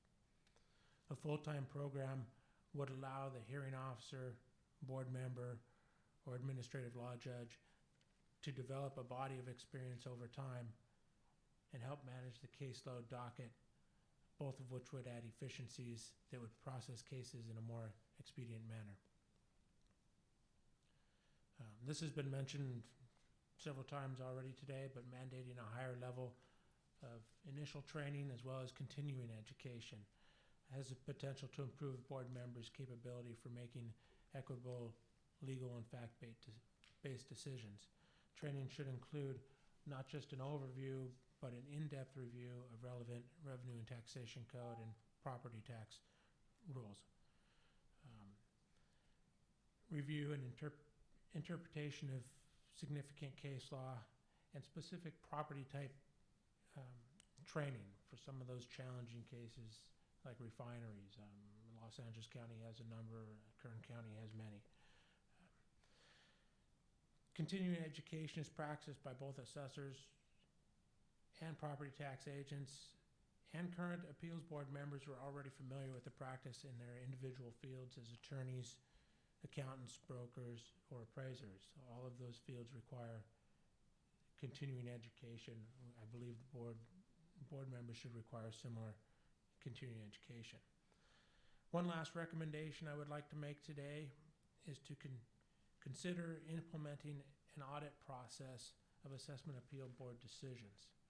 My suggestion would be for the Board of Equalization to undertake a review of board decisions to ensure that decisions are consistent with the law and the facts presented at the hearing. Audit findings would be provided to local Board of Supervisors for purposes of process improvement and quality assurance. This review could be similar to the assessment practice survey that the Board of Equalization already conducts in reviewing assessors' practices. The governing goal would be the assurance of fair and equitable assessments for all parties. Thank you for your opportunity to speak today, and I'm open to any questions you may have. Thank you very much for your presentation. I'd like to somehow get a copy of your recommendations if you can. I have copies available for you. Perfect. I'll get it at the end. Thank you. Mr. Tisch. Good afternoon. I'd like to thank the board for the opportunity to address the board. Quickly, by way of background, I was appointed to the Santa Clara County Assessment Appeals Board in 1996, and I was the chair from 1998 until last year, the chair of Board 1. I'm told that I've conducted more than 250 hearings and heard more than 20,000 appeals. So I am, I guess, getting a little long in the tooth in terms of assessment appeals. I can tell you that the boards on which I sat felt like we were guardians of the public treasury, that we felt that every time there was a reduction in the tax roll, those funds came from the salaries of policemen and teachers and firemen and public works, and that our role was to ensure that if someone's taxes were equalized, that they had prevailed by preponderance of the evidence, that there are serious consequences to equalizing taxes. There is a widespread need for competency and expertise on the appeals boards, and I think it's not only in counties like Santa Clara, Los Angeles, San Mateo, and San Francisco, where there are concentrations of high-tech industry, but from my own experience, I've testified for the county assessor in rural counties in cases that involve semiconductor wafer fab facilities, 1.5 million square foot state-of-the-art distribution facilities, water rights on a 17,000 acre ranch.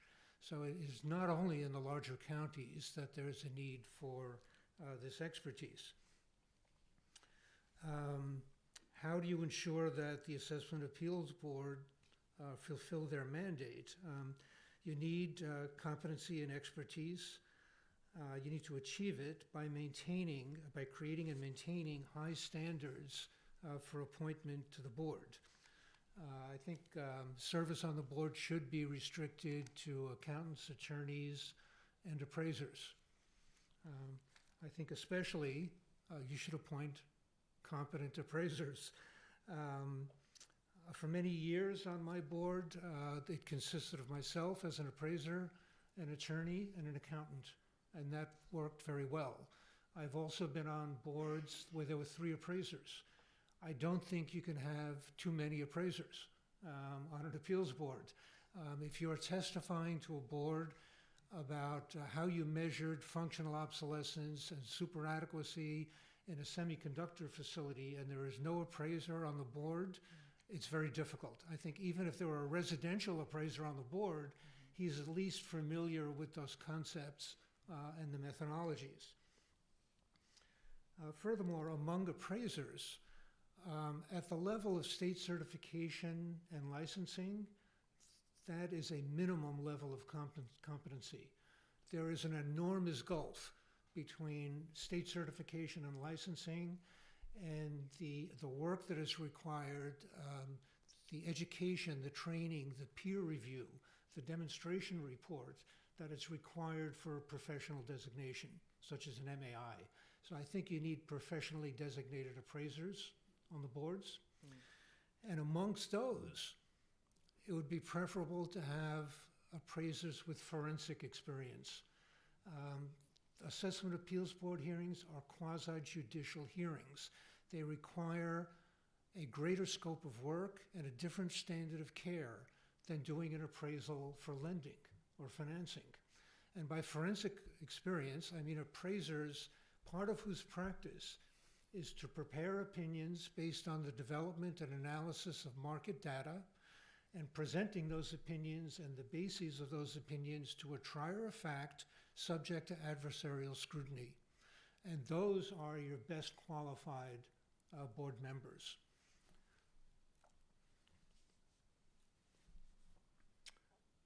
I think there are opportunities for outreach amongst attorneys, accountants, and appraisers to serve on the board. Public service is one of the criteria of a profession. I found it gratifying to sit on the board representing all the citizens of the county in my service there.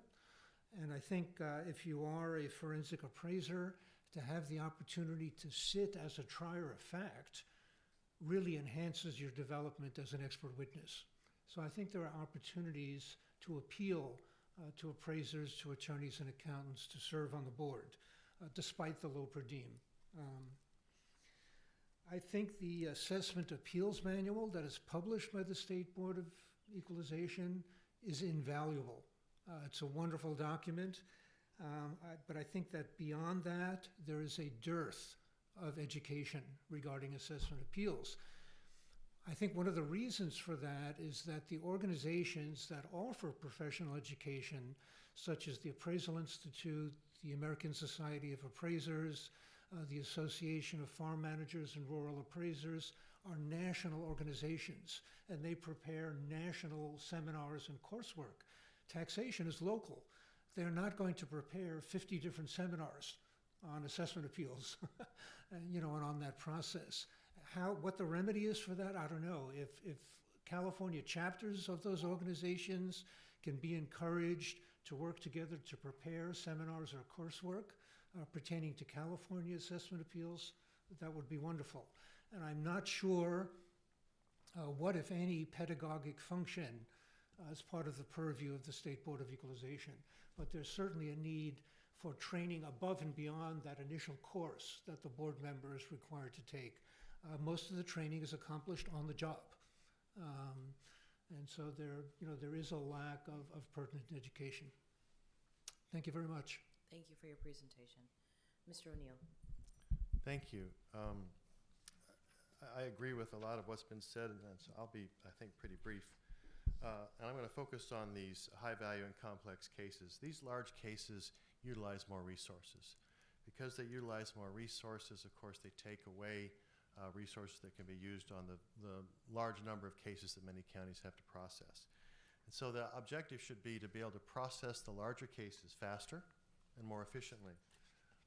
I've just listed up here, and I'm not going to go through it, but a description of what high value properties are and complex properties are.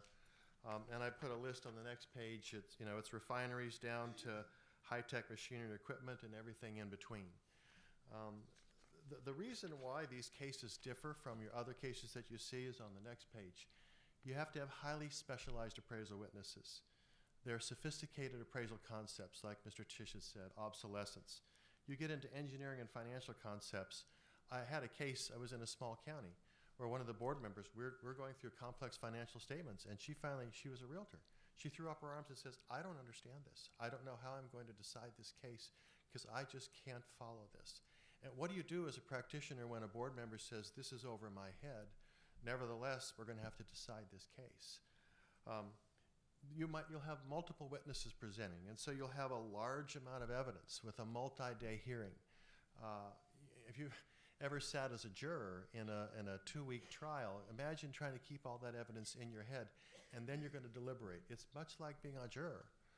And you've got, and the problem is, if you're a juror, you get to do it in 2 weeks, you deliberate, and you're done. With a large case, you may be taking, we just finished one. It took 12 months with 10 days of hearings scattered over 12 months. And now we're going to give that to a board to deliberate. And I kind of wonder if they remember what happened last January.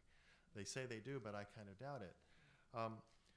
There's significant evidentiary issues. There's legal and factual issues. Remember that changes of ownership and new construction, those are legal issues. Changes of ownership are complex. They're difficult. If you don't have a board member who understands it, or a lawyer who can read the statutes or the laws, I would agree with Mr. Tisch. You really need a lawyer on a board. The best board to have is a lawyer, an accountant, and an MAI appraiser. That's ideal. You don't Sorry, normally. you said a lawyer, accountant, and what was the third one? An MAI appraiser, a certified appraiser, who's certified by usually the Appraisal Institute. Realtors are great for homeowner cases, for small apartment houses, for strip malls, because they deal with those on a daily basis, brokers. But that category doesn't help when you've got 2 realtors and someone else sitting on a refinery case or a giant shopping mall case. Tell me why an accountant. Why an accountant? Yeah. Because when you do an income approach, you're going to be looking at complex financial statements. You're going to have to understand how to read those financial statements and what level of income, what level of expenses need to be used in doing the income approach analysis. Accountants are used to dealing with those. They'll say, I know where I can find the NOI right on here. And you know what? It's been miscalculated. Let me explain why. We need to move this down here and move that up there. Now I've got the right NOI. So that's why an accountant is helpful. And then complex findings are required. If you have people who aren't used to writing stuff, lawyers write all the time. CPAs maybe write. Realtors don't write. They read MLSs and they sell properties. So if you got to write findings on a refinery case, that's a complex document to write. If you're a layperson and you're writing findings, which may be 60, 80, I've seen them 100 pages long, they just tend to trail off into nothingness, and you don't have any imprimatur of a lawyer or someone putting something on this that puts it in order. And maybe writes a set of findings that are going to stand up if they are put under appeal, or will be similar to what the findings were on the other refinery that was tried last year by a different board. Let me go to the next one. Board handling, as I've got it here, boards handling these cases have to know sophisticated appraisal issues. We're going to talk this afternoon, a little bit later, about personal property. I've had board members say, I don't understand personal property. I know realty. I don't understand personal property. Whatever the assessor says, I'm good with that. Whatever a lifing table is, that's what a lifing table is. Able to understand engineering, financial, legal concepts, I've said. Able to marshal large amounts of evidence. Have the time to devote to a multi-day or longer hearing. Have the ability to draft sophisticated legal findings. So my recommendations on the last page here. We need established training standards for board members who can handle sophisticated cases. We need to advocate compensation structures needed to hire and retain such board members. The lawyers who serve on these boards typically are taking time away from a practice, and they tend to be senior lawyers who are maybe in the twilight of their career.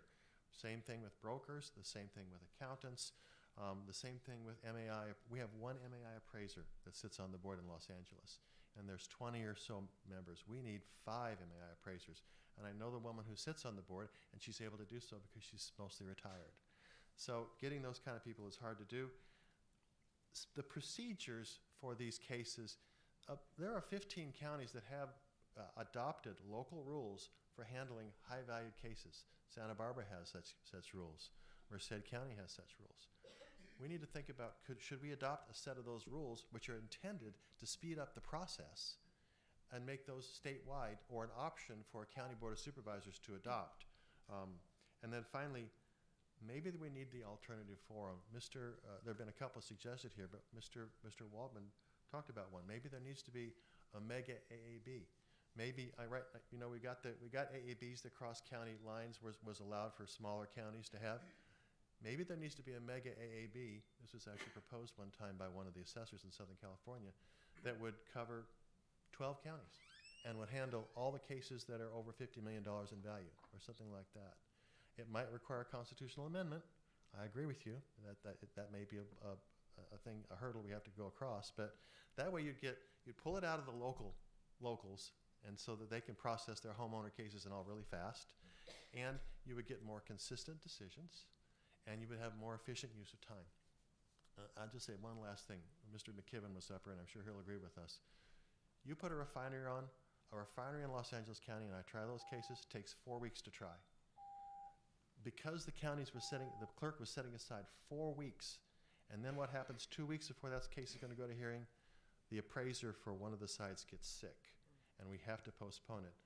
Because you have to give 45 days notice of a hearing, the county clerk at that board has just lost 1 month of time with that board. They can't be set. And that's a huge loss of resources, available time to try cases. That's why diverting these into something where board members are available every day or 4 days a week, a different kind of scheduling track would really be helpful. And that concludes my remarks. Thank you. Let me see, colleagues, are there any questions? Do you have anything? Okay, how about Mr. Schaefer? The proposals you just made to us, is this the only place that wisdom is being shared, or have you written an op-ed or been asked by the governor for advice? I mean, this is too good to keep in this room. Mr. Schaefer, the reason I carved time out of my schedule, because I had been in hearing most of this week but came here today, is because I believe this is the only forum that is now addressing this type of thing.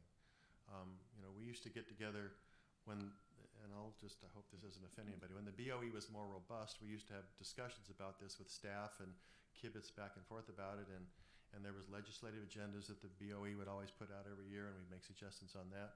Now there's little place to do that. We do it amongst our industry groups. At CADA, we sit at our meetings and we talk about it, but it seems to me that this board is at kind of a crucial crossroads to provide some guidance in this area, because the way I see the BOE is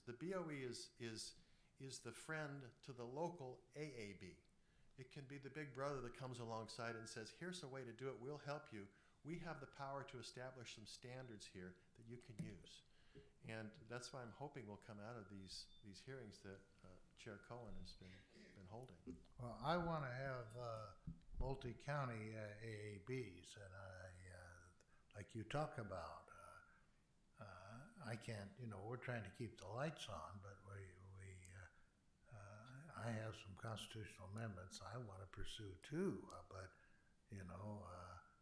that's not our primary issue right now. But I can see the damage, the havoc being wrought by some of the problems we have. I mean, I'm so embarrassed at $300 per diem.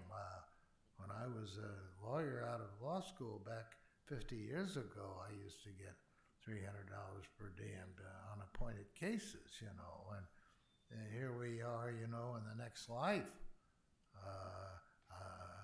I'd like to have the board decide that there cannot be a per diem less than $500 and, go up from there for less than an 8-hour day. I mean, let's be real. We're dealing with the money is there to pay. It's just, the priority of it. And, I'm not the governor. I can't, make all these great decisions. I can just be supportive of people like yourself, and I want you to tell me how to do that. Well, I would just say, I'll say real quickly. Go ahead. If you have more well-trained people because you're paying them more and you're giving them adequate training and they're able to prosecute cases faster, then you need less resources.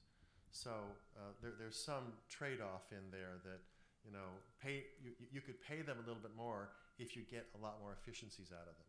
So that's kind of, the cross in there is also how much training you can give them and how quickly you can give them experience and how much guidance you can give them. Thank you for taking time, Mr. O'Neill, and I appreciate the honest candor between you and Mr. Schaefer.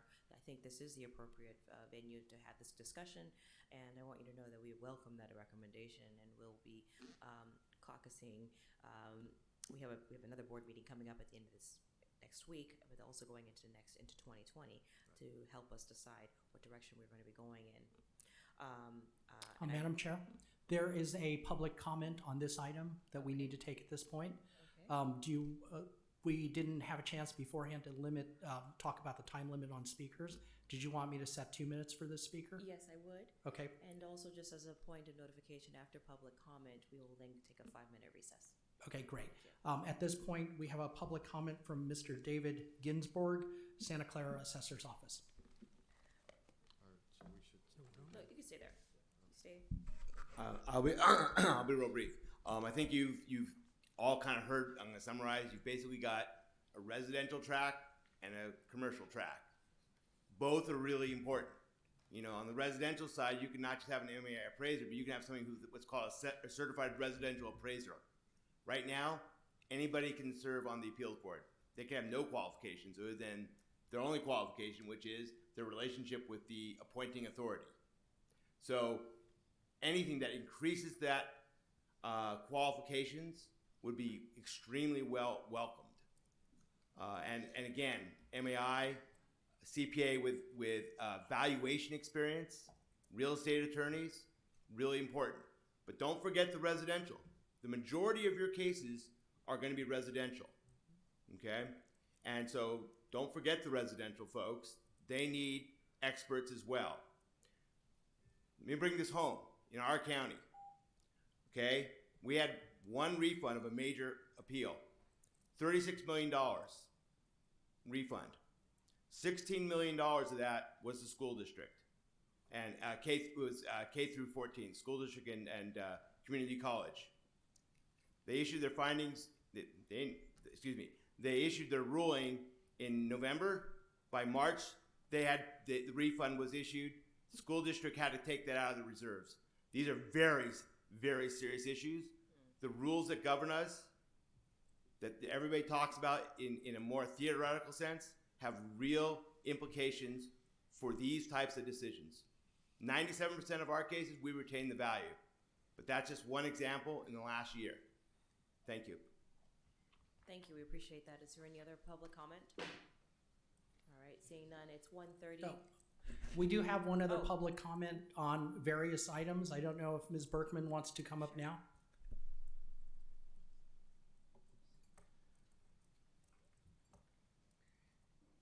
Thank you. I appreciate your being here and the opportunity to speak. I'm Marcy Berkman, counsel for the Santa Clara County Assessment Appeals Board, and I've been doing this work for about 20 years now.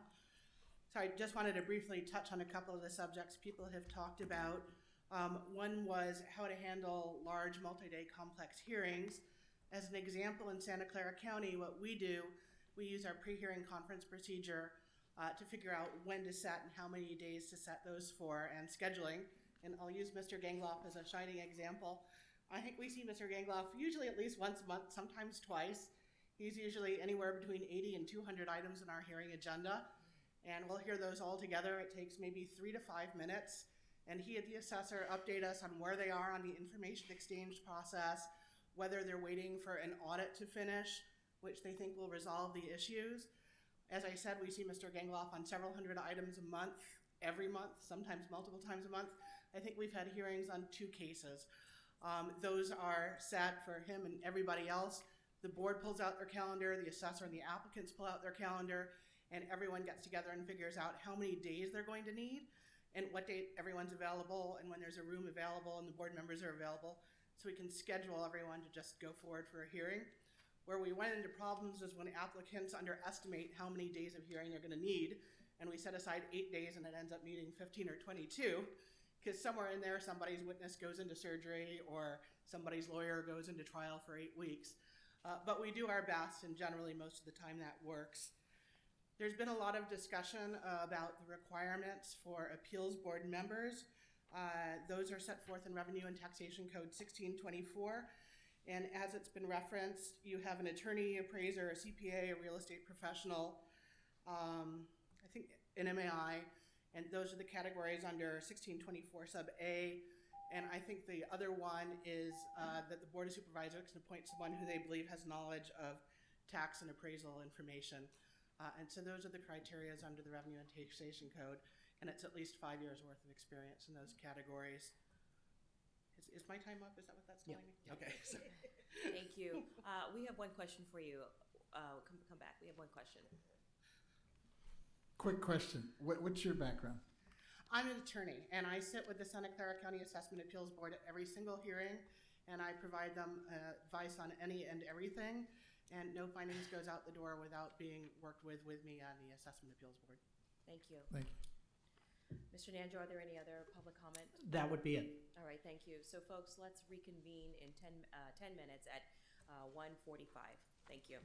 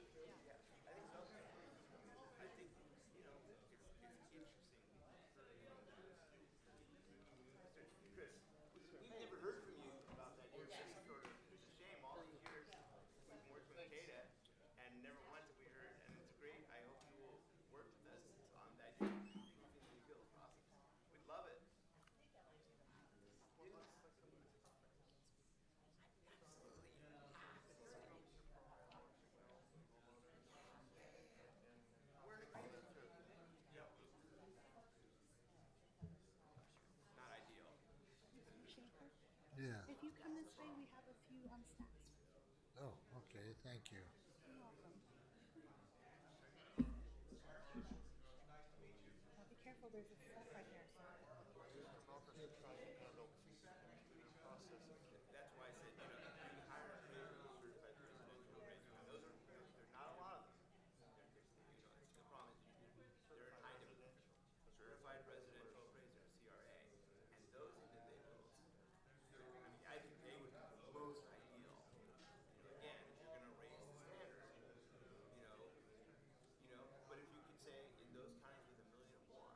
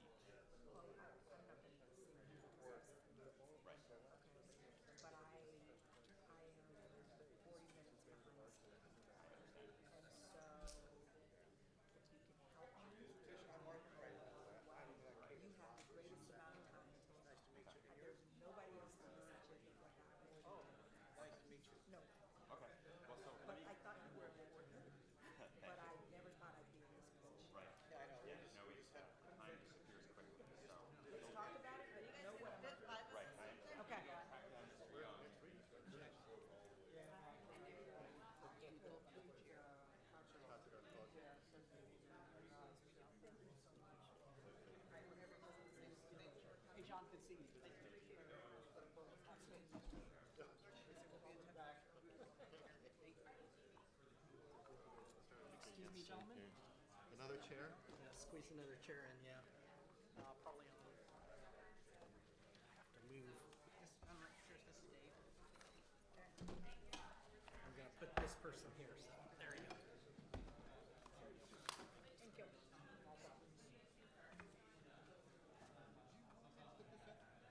If we could, that would be helpful on that side. Thank you. Yeah, we thought all of them were gonna just be four, so we were fine, but we just have. Yeah, I'll just put another one down. Tish is not on this one, right?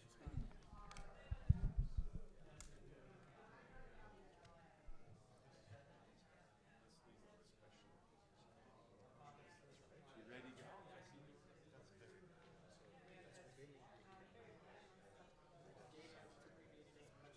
On my new schedule, you have 4 minutes. I will not be. I will be doing two. You're 9.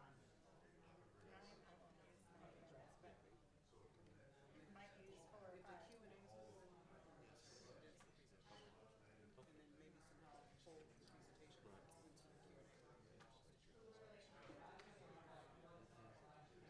I didn't prepare comments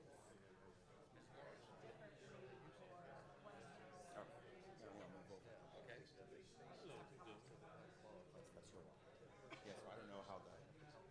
You must be Ms. Morgan. Yeah, that's me. Okay, I'll move over there. Oh, they squeezed a chair in, so Oh, they okay. still have a chair there for you. Yeah, I don't know how many of us are going to be up here for this I one. think there's going to be 1, 2, 3, 4. Oh, well, that explains. Yeah. Last year, right? Mark Price. Garrett Schwartz. Garrett, nice to meet you. Garrett Schwartz, good to meet you. Yes. Yes. Yes. Yes. I didn't realize until recently that It might be better to be here when they start than to get called in. Yeah. Very funny. You mentioned that, like, you know, the appraiser up here should be an MAI. You're an ASA. I should say. Well, I was going to say it. we're equipment grades. So, the other, Down the middle. well, the other problem we were talking about, like, tell somebody, like, it's a life improvable, and it's a life improvable. You only have real estate centers people, they don't understand how any of it works. So, and I did like that too. It's a totally different.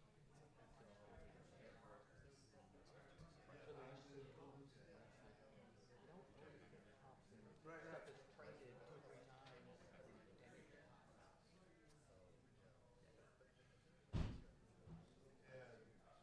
Yep. I was gonna say, did they spell your name wrong? You got a new one. There's another Yanni.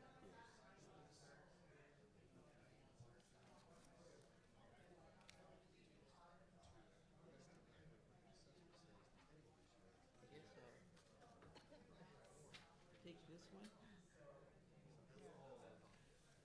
I mean, if these guys wanna be by each other, are you gonna go down there? Yeah, I think. Were you guys wanting to be by each other? Yeah, it'd probably be better if we were together, because he comes So- right after me, and our notes are So together. I can flip flop Yeah, why don't we do with that? him then. Yeah. They just squeezed a chair in trying to get all 5 spots, so.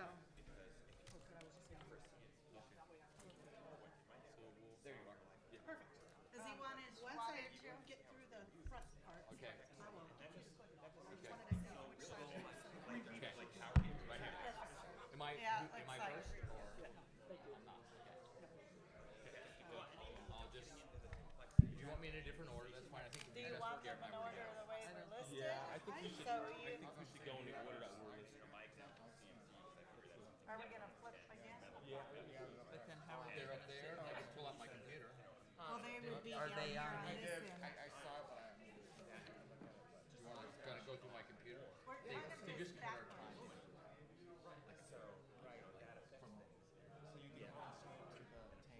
That, I'm gonna go do some things, I need to do some things. This is gonna be very disjointed. But then I'm gonna go right to the, here's the problem. I think we'll just sit. If they want us to move, they can tell us. Where do you want me? In order of the agenda. Yeah. So I'll I'm be here. assuming that, Next week you know, like I here, said, I can, be doing Virginia this. Hamley, No, I'm gonna, and then yeah, I'm Jack gonna, But Young. you'll be able Okay, you know, thank you. our liking studies include economic and functional. We're moving around, obsolescence friends. and those things, right? Yeah. Okay, we're They're gonna moving us shift again. it up. We're gonna shift. We're gonna shift. Yeah, that's Okay, good. so I will go to You have to here. take your name with you. I'll take my name with me. Is the music playing? When's it gonna stop? Yeah. Okay. You must be, are you Mr. Young too? I am. Because they were talking about Mr. Young. You were all like, You know, my, I was thinking about changing it because the real name is Jung, but Oh, really? really, Oh, it's like okay. I'm Swiss. Okay, Yeah, okay. It would be like, Okay. So somewhere when my parents immigrated, all my relatives are Y-O-U-N-G. oh really? And somewhere my dad thinks that when they wrote his name, instead of a O like this, they wrote an O like that and became Young. Which is at least better than mine. My last name is Schwartz, which means black in German. Okay. My family name, Yes. before we got here, was Charney, which is black in Russian. So for some reason, I got silent. They didn't just do it. I think that's kind of what you said. We're just going to change the language. Yeah. So I'm going to go over this. Still not English. I'm going to And then you're talk just a going little to bit use about that. this. I'm going to go to. Good to meet you. I got to talk about that. That's a half a minute. I'm going to go over this. Yeah. And then you've got to see that. And then I'm just going to hit that one really quickly, just in case you guys never get in. But the whole shop is all used. So you can't try to bend that. I'll skip over that. Talk a little bit about using BLS instead of the Trying to recreate your own. Yeah, trying to create your own. And then we're going to start talking about this is where I really want. I got a lot of road time in That's front of where I me. want to get to. Is the warranty. Takes 4 hours just driving. So Well, once, because I'm not gonna get out of here till 3, this is probably gonna take me 6. Well, it's kind of the one that going. From here, I would typically take 101 to 680, go out to 80. But I'm gonna have to check the map guide, see which ways got a better solution for me. I feel guilty because I live about 3.5 miles. Yeah. Yeah. You're all ready. So interesting, black woman with a Jewish name. What was that? Black So I hit the hammer and get everybody going. Oh, yeah. You guys got it. We have half a dozen African American families in high school. Oh, really? Yeah. And a huge number of Jewish families here are Asian. That's one of the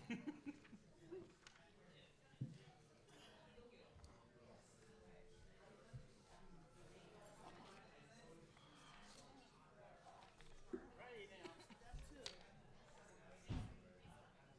Oh, and this statement right here.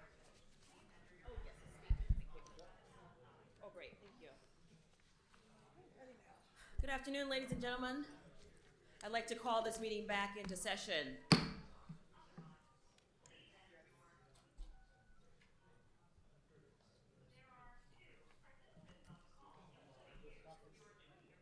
Got callers coming, calling in. SM 58.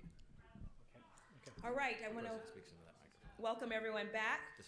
We will return to our agenda. Okay, Our thank you. next item is the assessment of personal property and fixtures, ensuring that there is accurate and consistent valuation and application methods.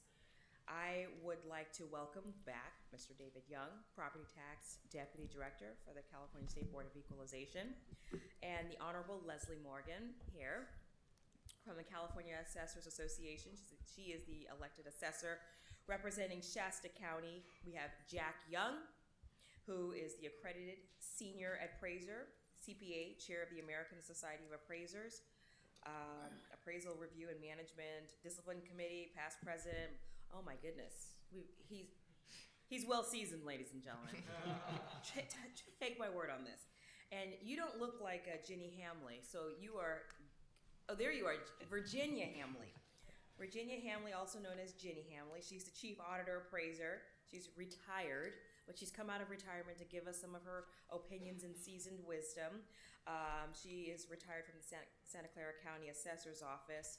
And then we've got Garrett Schwartz. Yes, ma'am. And I just want to be mindful that we have to be strict on our time as we continue to move forward and finish out our day. So you'll hear a soft chime indicating your time halfway ending, and then when you hear 3 beeps, that indicates that your time is up. Yeah, I will also- actually, if I can make a quick Yes. correction, You will hear one beep, and that signifies you have 1 minute left in your time. The 3 beeps means you're out of time. So if the speakers can be mindful about that, I would appreciate it, and I'm sure the board members would be too. Thank you. All right, thank you. Well, Mr. Young, we're going to start with you today. Thank And- you. Thank you. Mr. Youngs. I understand. Good afternoon, Chair Cohen, honorable members of the board. I will summarize my presentation. It will be brief. I don't think I'll eat up all the time here today. I'm going to just discuss the board's role in the assessment of personal property and fixtures.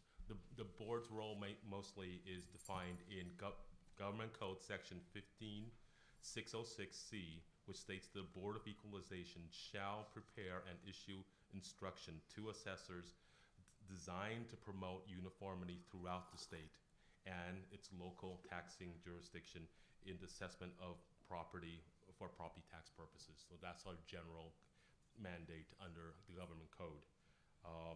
In general, our guidance is in our handbook, Assessor's Handbook 504.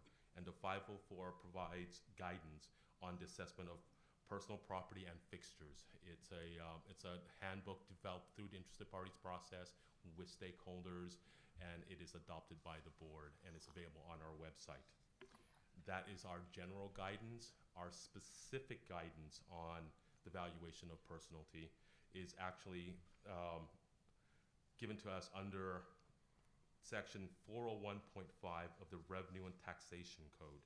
It requires the board to issue to county assessors data relating to costs of property and other information to promote uniformity in the appraisal practices and in assessed values throughout the state. And so that tells us we should issue guidance data on actual appraisal costs. So in that, to fulfill that mandate, what we do is we publish another handbook, Assessor's Handbook. Specifically, it is the Assessor's Handbook 581. That handbook is updated every year, and actually it will be coming before the board for adoption again this month. So what that handbook does is that it actually gives very specific data on cost components. There is one more handbook I want to mention. That is Handbook AH 582. The 581 contains the data. The 582 basically is a methodology handbook. And what that does, it tells you how we actually derive those numbers, those figures, how we actually develop them. So if you're looking for the current data, it's in the 581. The 582 is a methodology handbook. And so there are 3 main components that are in these handbooks, and we publish. So the first one are equipment index factors. And in short, the index factor, what it does is that it takes an historical cost and it converts it to a cost new as of today. So basically what it does is that it adjusts for inflation and differences in price levels, overall price levels. That is one section of the handbook. The second main section of the handbook are what we call percent good factors. And percent good factors, actually what they do is when you adjust it for what it costs new, the percent good factors basically adjusted for depreciation and its functional and physical depreciation or normal depreciation that adjusts for. And then there's one last section of that handbook in the 581, and those are what we call valuation factors. And valuation factors are basically one-step factors. They allow you to basically apply to a cost, an acquisition cost, and it converts it to basically what it should be is fair market value as of today. There are 5 categories of valuation factors the board developed. They are, for document processors, for offset printing presses, biopharmaceutical industry equipment and fixtures, non-production computer equipments, and semiconductor manufacturing equipment. So those are the 5 valuation factors that we do. Thank you. That concludes my presentation. Thank you. Thank you. Okay, we've got the Honorable Leslie Morgan. Good afternoon, Chair Cohen, members of the board. So last time I was before you in San Diego, I was there in my capacity as education chair for the CAA. Today I was asked, Kristen Spears, who is our assessor liaison to the business chiefs, or has been for a number of years, although not currently this year, but she's been actively involved with the processes that the business chiefs go through. However, in my capacity as 11 years as an auditor appraiser prior to becoming assessor, it gave me the ability to come here and speak with you guys in terms of where we're going from the Assessors Association. So the association has a long history of working with the board members to get these factors and working with the board, as David just alluded to. And we utilize that information. So in terms of just painting the picture, in case you guys aren't thinking about it from the perspective of the filing, each year we send out that annual business property statement filing. It's got columns in it. So it's got machinery and equipment, office furniture and equipment, other, please tell us what it is, tools, molds, dies and jigs, computers, and then local area networks, etc. So typically as a property filer is filing, they may just fill in numbers based on historical cost in any one of those columns, or they can provide us detailed information. It makes quite a bit of a difference for our approach to it, because in one level, we're looking at the kind of business it is, and it can be, the mom and pop office shop for an insurance company, or it could be our fiberglass plant.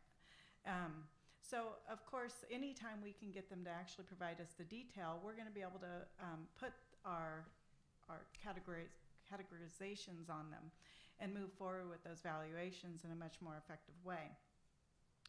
Because the first thing we go through right now as the board, once they get that AH 581 approved with you, is we go through all of our property tax system and roll those numbers so that as we're processing each of the next years, we're getting those indexing to the dollar, our depreciation rates applied to our values appropriately based on the information we have. So historically, it was in December of 1999 that we recognized there were no statewide recommendations for economic lives. And at that point, our business chiefs groups worked diligently and they unanimously recommended the development and adoption of the statewide publication.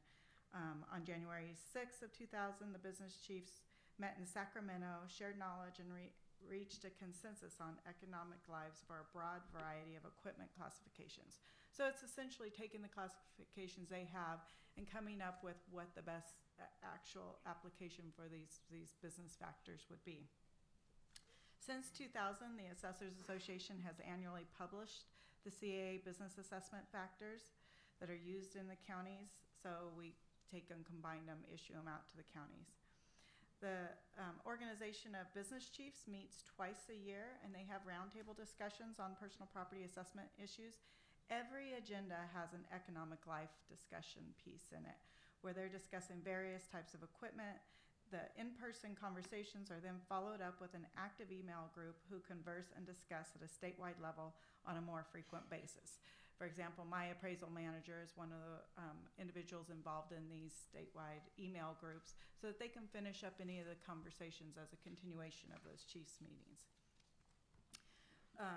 Over the years, BOE has set those industry-specific types of equipment. David touched on those, so that those are items where we just take those valuation factors directly and apply them to the types. And then in August of 2015, the committee completed a lifing study on set-top boxes, which is typically used for cable or satellite television. It was requested by industry and was the first that did not directly involve BOE staff. It was due to the large data set composed of millions of equipment data records, and the staff and system resources needed were more readily available at the CAA level. Completion of this study and the development of the set-top box factors resolved hundreds of appeals across the state. In summer of August, it was August of 2019, after recognizing a lack of an institutional knowledge, because of course that's always our issue that we're talking about, the CAA hosted 3 regional multi-day courses on the fundamentals of economic life analysis. The classes were filled with local assessor staff and unfortunately, no Board of Equalization staff were in attendance. Again, because my appraisal manager plays a role to that, we made sure they were there. And we had to expand it from 2 classes to 3 because there was such an interest throughout the state with the assessors needing those. And when you're looking at, 25, 30-ish per class, obviously our assessors' offices throughout the state were taking a serious effort to get their staff to those trainings. The good news is that the local assessors and Board of Equalization have established some critical steps to ensure consistency in the business assessment factors. We have a model that provides for consistent communication through the annual publication of the 581 and the CAA business assessment factors, and both documents serves as a resource for local assessor staff and property owners. We have a good path for local assessor staff to dialogue and recognize where changes in the industry or equipment need to be discussed for consensus to be reached. The other thing I'll throw in here is there's also some counties who participate in what they refer to as a C case. It's a cooperative audit exchange. And so in these cases, there's often times where a local county will be performing an audit on behalf of multiple counties. So again, it allows for a more effective way to gather information, to have those conversations most directly with the taxpayer, and to get that information distributed to all the counties that are needing to perform those audits. Because the audits are really, really useful in terms of being able to go in and dig into the details and make sure that you have all the classifications, you're accounting for the disposals, all the other things that you might find, but it also includes, did we have this equipment classified correctly? And they're just very instrumental in making sure that we have a fair valuation on the properties. The validation is through that audit process to evaluate the consistency. At a local level, the assessor staff performs the business audits, and then the survey teams will come in at the state level and perform audits through their survey to make sure that the assessor is utilizing consistent valuation factors to improve the statewide consistency. So in terms of training, the Board of Equalization provides training to auditor appraisers with 2 courses. They have appraisal of machinery and equipment and the valuation of personal property and fixtures. The CAA has recognized the need for more in-depth training with the local assessors are challenged and appeal and need to understand how economic lives can be determined. We have that class that they just issued, and again, as I was talking to you in San Diego, that's partly because as an association, we are asking our affiliate groups to be aware of where needed training is. So that was an example of a time we were able to reach out to another company to come in and perform it, but they're also getting ready to perform more WebEx types of trainings on various issues, which might include something like this or boat valuations. The last thing is the challenge for the future. The success of the model described to promote accurate and consistent business property valuation is contingent upon staff who have the knowledge and experience to maintain the system. It's imperative that we have adequately trained staff to calculate the percent goods. It's also imperative that local assessors and BOE staff have the knowledge to perform and or evaluate the lifing study, whether the request of industry, the request of assessors, or to update special equipment factors as adopted by the BOE. So with that, I can end my remarks there. Thank you very much. I'm just going to stick with Jack Young as it's listed in the. Okay. I'm supposed to have a clicker. Okay, and it's coming as we speak. There it is. And then Ms. Hamley, we'll hear from you next. There we go. Madam Chair, I'm sorry. Oh, my hi, Garrett. my portion kind of directly ties into what Mr. Young is speaking about. Oh, okay. So, You don't mind if they tag team, do you, Ms. Hamley? No. Do you want me to wait till the... Please, yes. Okay. I appreciate it. Thank you very much. Okay, guys. Thank you very much for the privilege of speaking to you, board members. Appreciate it very much. Sure. Both Garrett and I have leadership positions with the American Society of Appraisers. Okay. We're not here speaking for the American Society of Appraisers. We're here speaking as commercial industrial appraisers. That's it. Thank you So for the that's the clarification. important part All right. to get across there. So the purpose of presentation's been truncated a bit, but what we're going to do, here is kind of walk through the cost approach. And there's like many places where we've seen a lot of problems. Life studies are only one. So we kind of want to give you a little bit broader sense of that. The real question here is, does the assessed value agree to the market? Does a fair market value usually means market? So that's really our goal. So as Mr. Young was pointing out earlier, the other Mr. Young, we start with a basis. We trend up to a cost new using trend factors, and we use depreciation factors to get to our fair market value. Well, that's all well and good. One assumption is that the cost new is the basis. There is a used equipment industry out there that's quite prolific, and a lot of people buy equipment used. You cannot use the cost approach. You cannot get to a replacement cost new if you've got a used cost basis. It will never work unless you're lucky. That's the only way. So that's one problem with that approach that we commonly run into.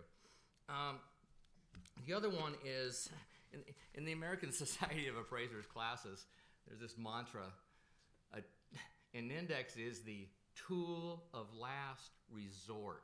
And it's really, really important that the basket of goods in that index is matched with those items that you're appraising. And it's also recommended that you don't trend assets or costs over 10 years because there's just too much noise in the system. And even within 5 years, you really need to make sure that you're getting to a replacement cost new that's right, because the whole model depends on that number being right. In fact, the Uniform Standards of Professional Appraisal, Standard 7.4, requires that the replacement cost new be analyzed and compared to a cost new of the item. In other words, check it with the market. My understanding is that the Board of Equalization basically uses about 4 different indexes: commercial, industrial, ag and construction, and tech. Appraisers, we typically, when we're using the cost approach, we go to the Bureau of Labor Statistics that has 4,000 different indices for different industries that in a lot of different granularities. So we want to make sure that we're matching the basket of goods that's used in the index with the actual subject properties. So that's one area where we're getting a lot of troubles. Trending is typically called the indirect method. There's another method. It's actually mentioned in Assessor's Handbook 501. That's the direct method. We use that a lot, but that way we know we're going to get to the correct replacement cost new. But this is what I really want to talk about right here is the depreciation factors, assuming we have a cost new that is accurate. There's 3 different functions. There's 3 different obsolescence factors: physical, which is just your basic wear and tear. And that can change a lot depending on the working environment. Functional obsolescence, which is deficiencies within a machine specific. Developments of new technology and stuff like that makes older equipment functionally obsolete. And then there's economic obsolescence, which are deficiencies in the marketplace. And that's just supply and demand of stuff. Right now, there's a glut of food processing equipment in the industry. And there's no index no trend table that's going to, then this kind of gets to the next point. The next problem that we see is assuming a one-size-fits-all age-life table accounts for all forms of depreciation. It does not account for functional and economic obsolescence. It never can. It never will. So this gets back to we're going to have a wine tank scenario that we want to run through here. I was actually at an appraisal walking through this winery, and the taxpayer's agent tapped me on the shoulder and said, "Jack, that wine tank right there, the one in the picture, is going up in value every year." I said, "Excuse me? How can that possibly be?" And by the way, the tank was in an earthquake. That's why there's the wrinkle on the bottom. So I said, that can't possibly be. So I went home and did the math, and sure enough, it does. So this is what happens when you apply the wrong index to a life table and don't go back to the market to see if it's reasonable. And I venture to suggest to you that every wine tank in the state of California is probably overvalued. That every wine tank in the state of California is most likely overassessed. So this table right here you should go home and do your own math. But this assumes a wine tank that was purchased in 1973. I just used $100,000 for a group of them, and runs it out 40 years, which is the life for wine tanks. 46% over the purchase price at the end of that term. There are many other things that can affect physical deterioration, age lives. For example, it's called a tunnel oven. It's like makes quiches and pies and such like that. Well, when it first is purchased, this particular taxpayer was running it twice a week. Then they started running it 5 times a week. Now they're running it 7 days a week, 2 shifts a day. A year is not a year is not a year. Also, we have a problem. This is a glass coating machine, the far left there. And you'll see the glass coating machine itself will last 20 years. And these pretty much run 24/7 all day long. These are make the glass for your windows. That's great. And they'll last 20 years, but the components of it, which is the pumps there and the end bar, the end caps and the magnet bars, that's about 30% of the cost of the machine. They last 10 years. 10 years, they're done. So a year is not a year is not a year. And this is oversimplification of asset lives overvalues assets. We haven't talked much about functional obsolescence. Functional obsolescence, an odd thing happens. So functional obsolescence is when new equipment comes out that's way more efficient than the existing one. The odd thing that happens is usually when new, more efficient equipment comes out, it usually costs less. That's kind of an odd thing, but it usually does. My iPhone doesn't. That's right. But actually, that glass coating machine right there on the left originally cost $1.3 million in 1985. So the replacement, if you just trend it, you're going to get about $1.3 million on that. The new ones and the new technology right now cost $875,000, and they're like, so they have, the maintenance time is a lot less, the operating cost is a lot less, they have much less downtime, and the throughput and the efficiency of the machine is much higher, and it costs a lot less.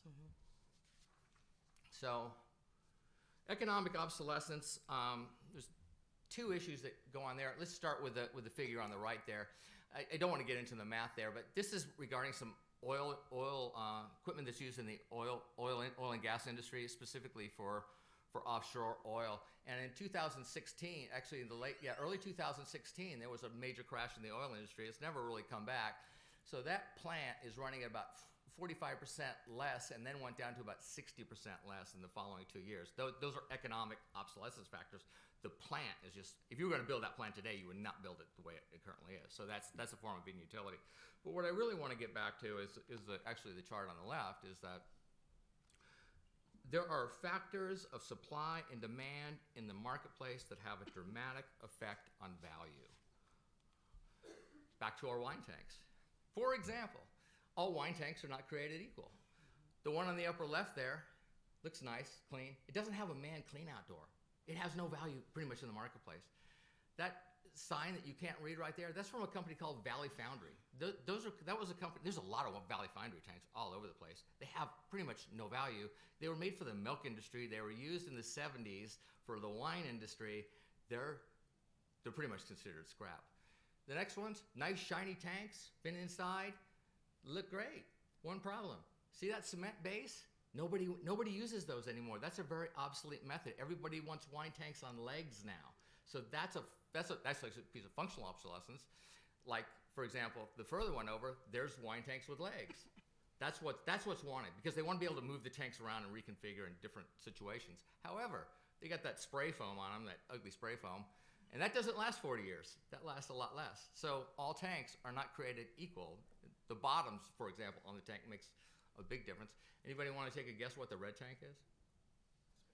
That's a concrete tank for high-end white wines. Kind of a fun little thing. So now you've heard of concrete tanks, and now you've seen them. So basically what we want to get, I was told that I have a lot less time, so I kind of abbreviated to respect the board's time here. So, but what we're really getting down to here to is, does the assessed value agree with the market?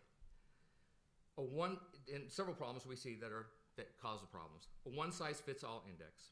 A one-size-fits-all life tables. Garrett will talk more about that. Functional and economic obsolescence, not considered. The final opinion of value, the final conclusion of value is not reconciled to the market. Markets are dynamic things. They're all over the place. The suggestion would be that the Board of Examiners include a comment in the assessor's handbook that deals with reconciling to the market via listings, brokers, dealers, appraisers, industry experts, market participants, especially equipment dealers. We deal with equipment that isn't traded in the public. Most boards are used to seeing MLS listings and public transactions. Our transactions aren't listed like that. If you don't talk to a dealer, you don't know what's going on. That's the bottom line. They're the ones they're the trusted source of information. So that leads us back to our wine tank.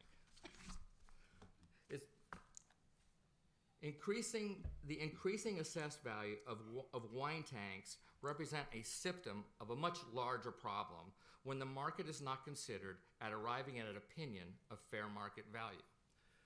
The Fair Value Conference was in town recently, and a gentleman by the name, who you will not know, Roger Grabowski, most appraisers do. Roger Grabowski is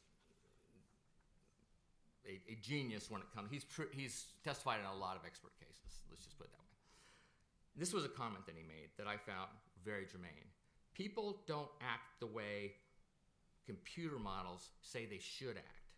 A computer model may sound right.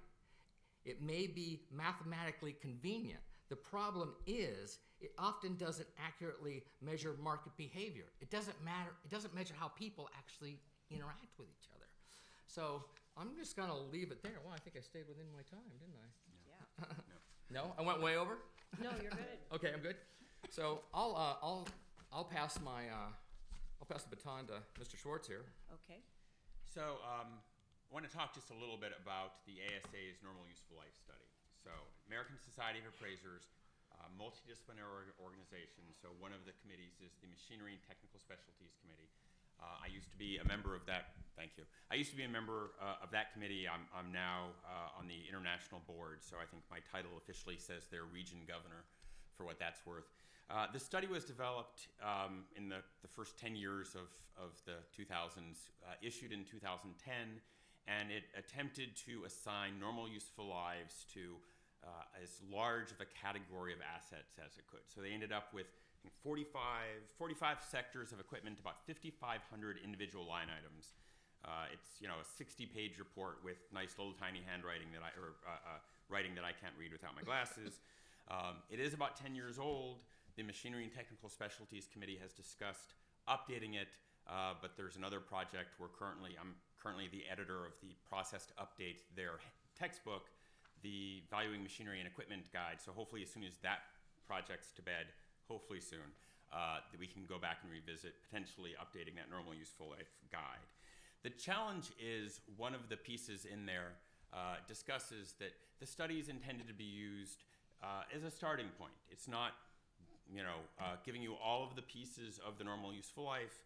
It's intended to be used as a starting point to make adjustments. So when I use this guide, and I'm using the Normal Useful Lives there, I'm not really using this as the end-all be-all, and these are what the final values are, but just as a starting point to derive my values, and then making adjustments from there.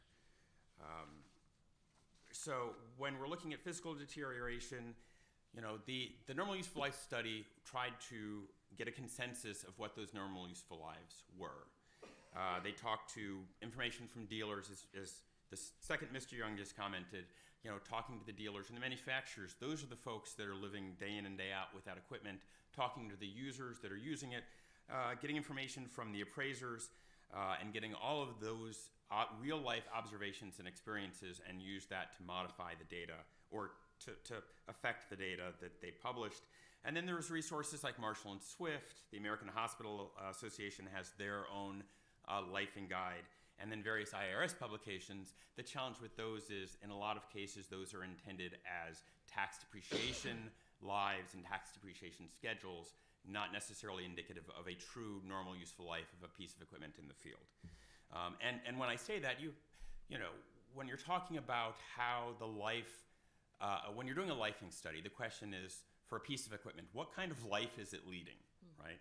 So for a piece of CNC equipment, you're going to have a lot of factors that affect what the lifespan of that CNC equipment is. I'm sorry, CNCs, that's a metal cutting machine. So metal cutting metal. If you have a piece of a metal cutting machine that's cutting cast iron, at the end of 7 to 10 years, you might be down to, basically scrap. If you're cutting a piece of aluminum, you might have a lot of time left over. If you're cutting something which is coming right out of a foundry, the life goes down even more. And then you have software issues. If someone comes out with a new software update that needs to be considered, then that will obsolete that equipment much more quickly. And you might end up with a piece of equipment that one piece gets used for 150 hours a year, one piece gets used for 5,000 hours a year, and that makes a huge impact on the life of that piece of equipment.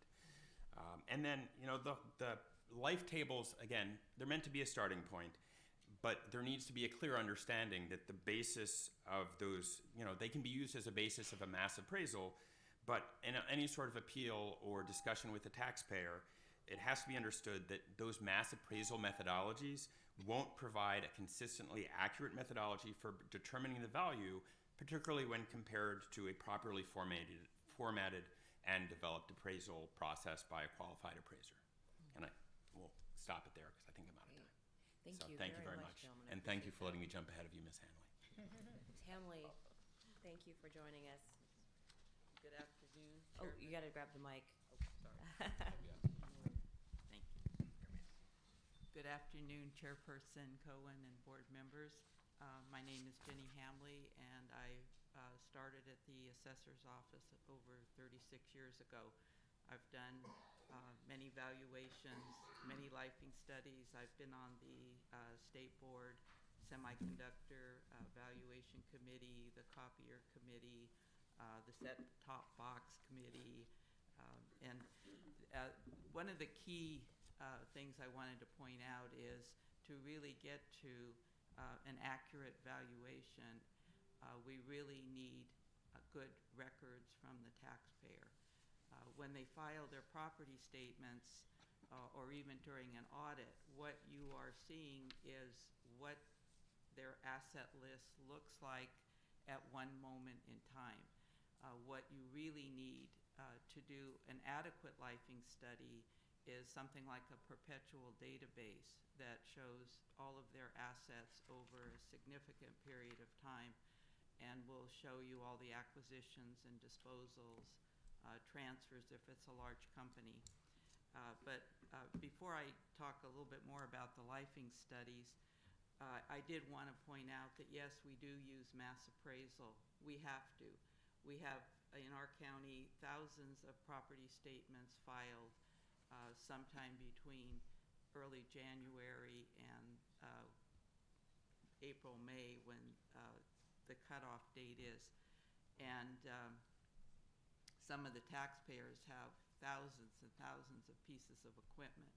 So essentially you are using mass appraisal to get the values on the roll because the assessor's duty is to discover all the assessable property in the county and enroll values for it. And from there, yes, because we do use mass appraisal, it's not a perfect valuation, obviously.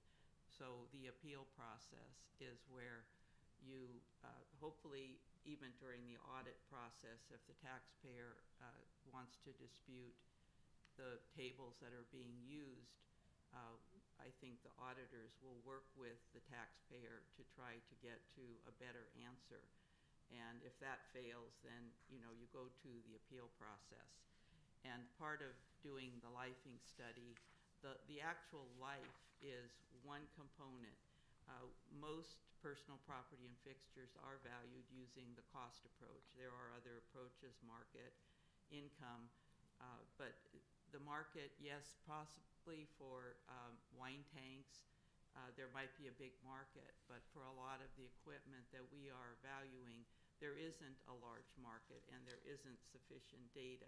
It is, it would be considered if it's available, but the table that is published in AH 581, the percent good table, that is based on an Iowa State R3 curve.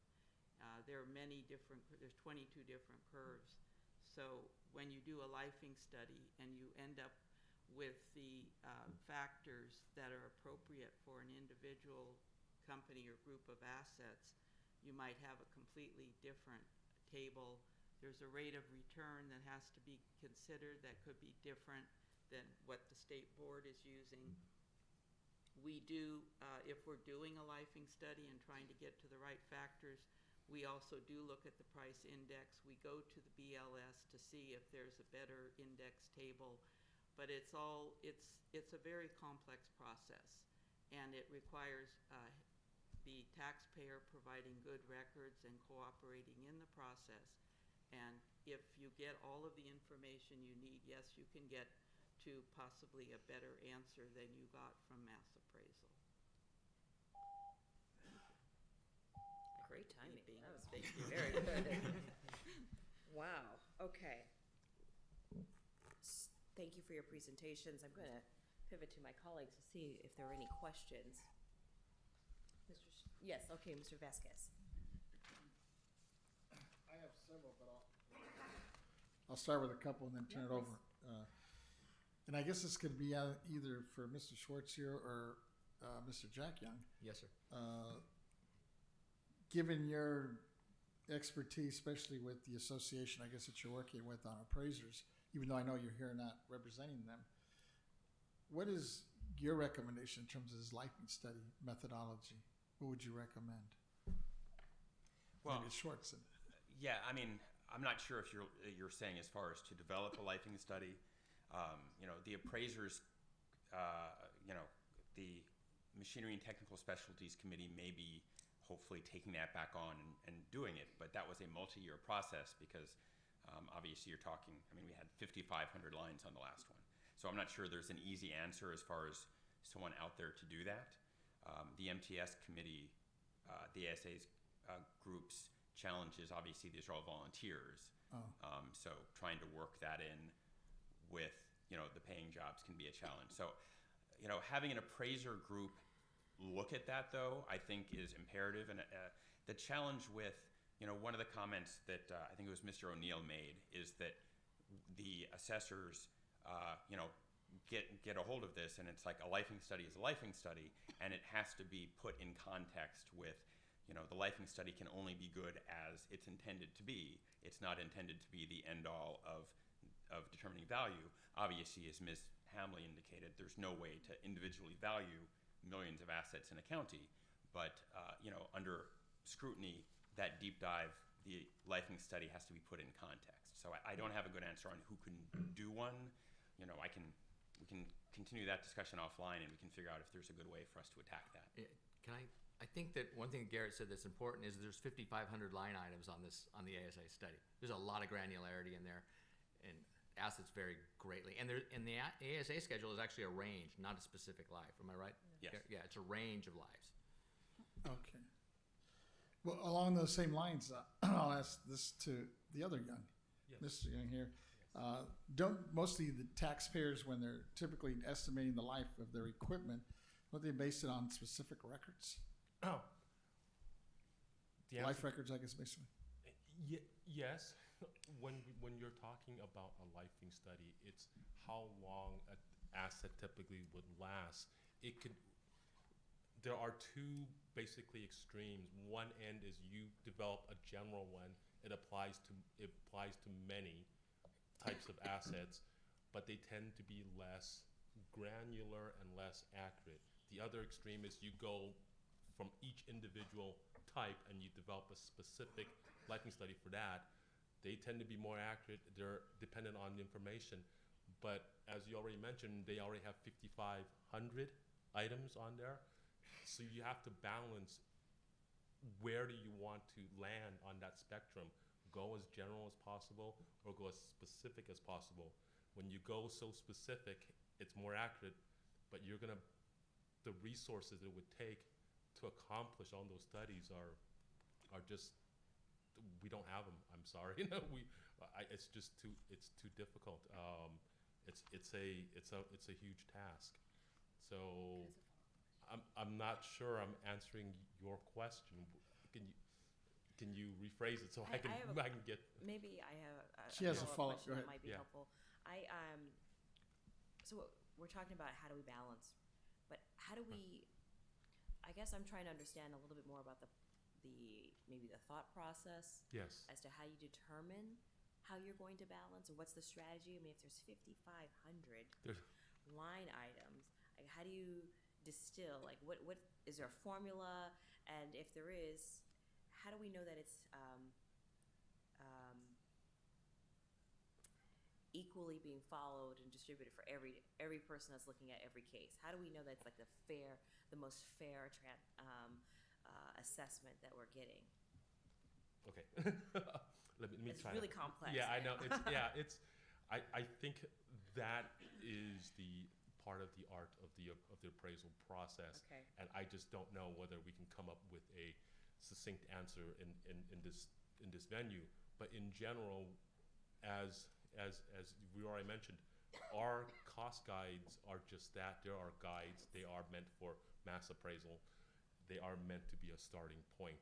We broke it up into as few categories as we thought we could and still have it be pertinent and germane to the task we're trying to do. There is always room for adjustment, and even in our valuation, in our methodology handbook, we specifically mentioned that it should be, when you have better information, you should look at it. You should adjust these guides in order to fit the valuation task at hand. So, and if I may maybe just loop back around, one of the comments here was that when we look at the cost approach, it may not equal fair market value. We actually have a whole body of property tax rules that address that. We have the rules 2 through 8, and they address the types of the approaches to value. The cost approach, the market approach, and the income approach all are valid in coming up with a value for this type of property. Some are more appropriate for the task at hand. As we've already mentioned, sometimes you do not have an active secondary market that sells this stuff, and so that may be harder to apply a market approach. But the market approach, if you can apply it and you have comparable sales, you should always look at them. And if you can have reliable data on income, you should run an income approach. It's all those methods are available and should be applied when and if possible. Thank you. Let me jump in and ask a question to Ms. Morgan, because she's coming from a smaller county, Shasta County. Right. I'm not quite sure if you're if you're in the same dilemma as some of the larger counties, like the urban ones, being a rural county. I don't know, but I see you kind of nodding your head and the commentary. I just wanted to kind of get your thoughts. So it's kind of a yes and no. So a couple of things that I'll say is, and I'll give you an example from a county like Shasta. So we have a lot of people who have, excavators or backhoes and those kinds of things. Okay. Well, obviously there's a nice market with Ritchie Brothers.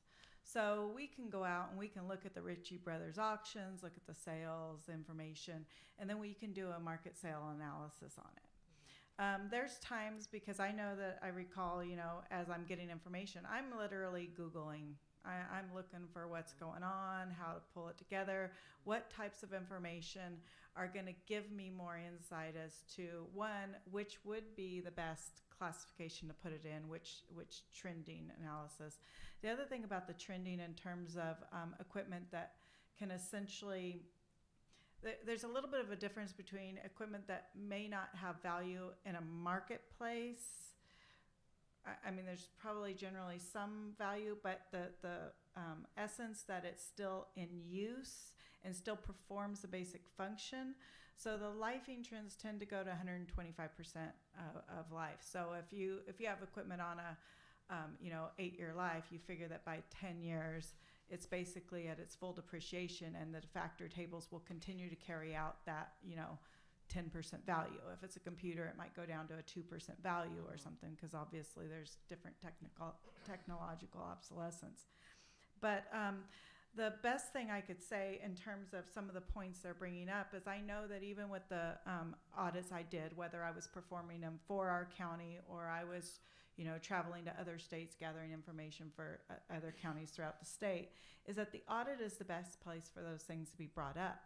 Because whether it's our fiberglass industry who may have been running double shifts or something of that sort, my watch is trying to listen to me.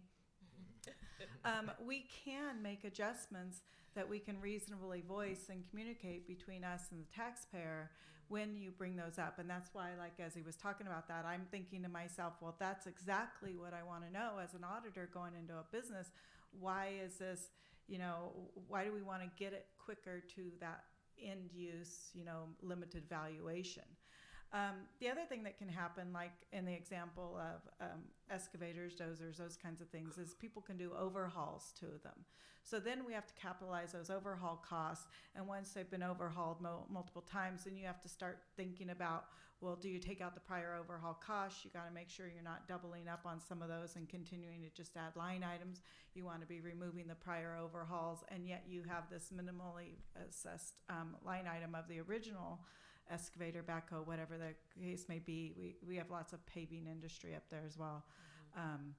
And then, but you still have to capitalize those major overhaul items where typical maintenance might not be included on most types of equipment that's being assessed. But that's exactly why when we go in, like I said, even from a smaller county like Shasta, if I was going into one of these businesses and they brought up some of those points, I'd want to start talking it through. I'd want to start saying, okay, what types of things can we put in place? What was your maintenance schedule previously? What is it now? You're doing double shifts.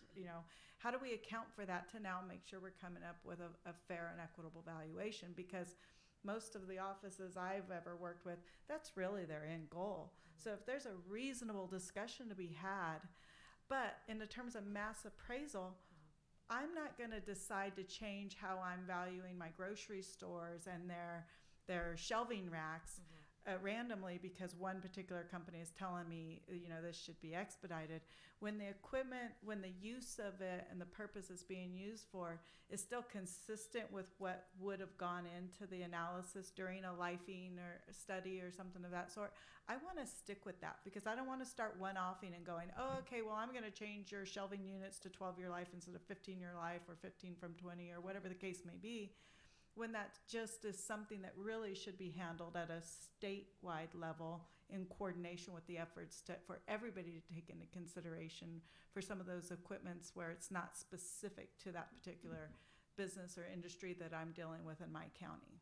Is that making sense? Yes, thank you. Just a quick follow-up to that. Please.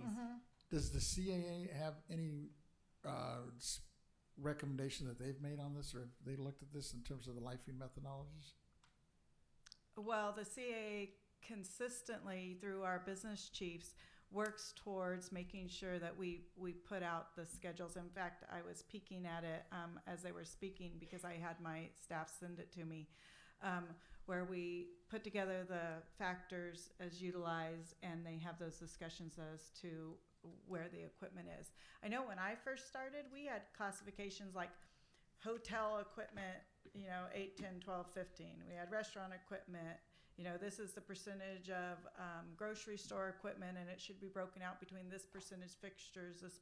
We have consolidated them a little bit. So some 15-year life is the same 15-year life.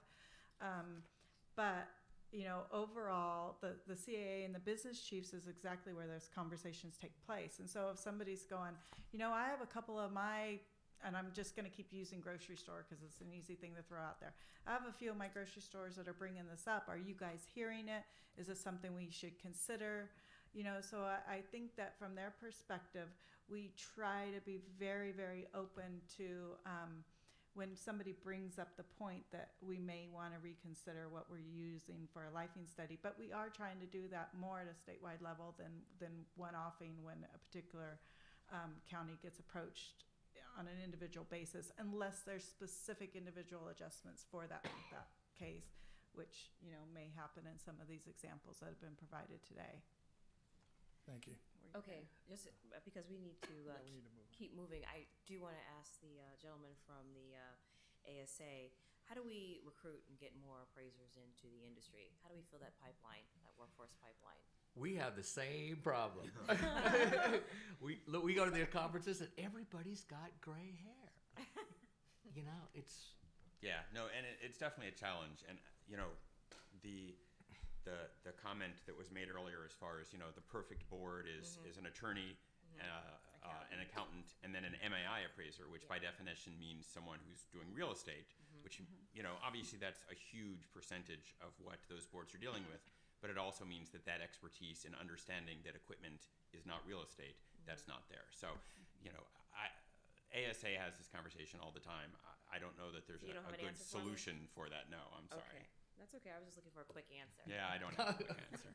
All right. Well, we are probably in the same space. We're always constantly looking to fulfill those pipelines, and that's another element that this board is looking at: is how do we get more young blood and life into the field. Thank you for your time.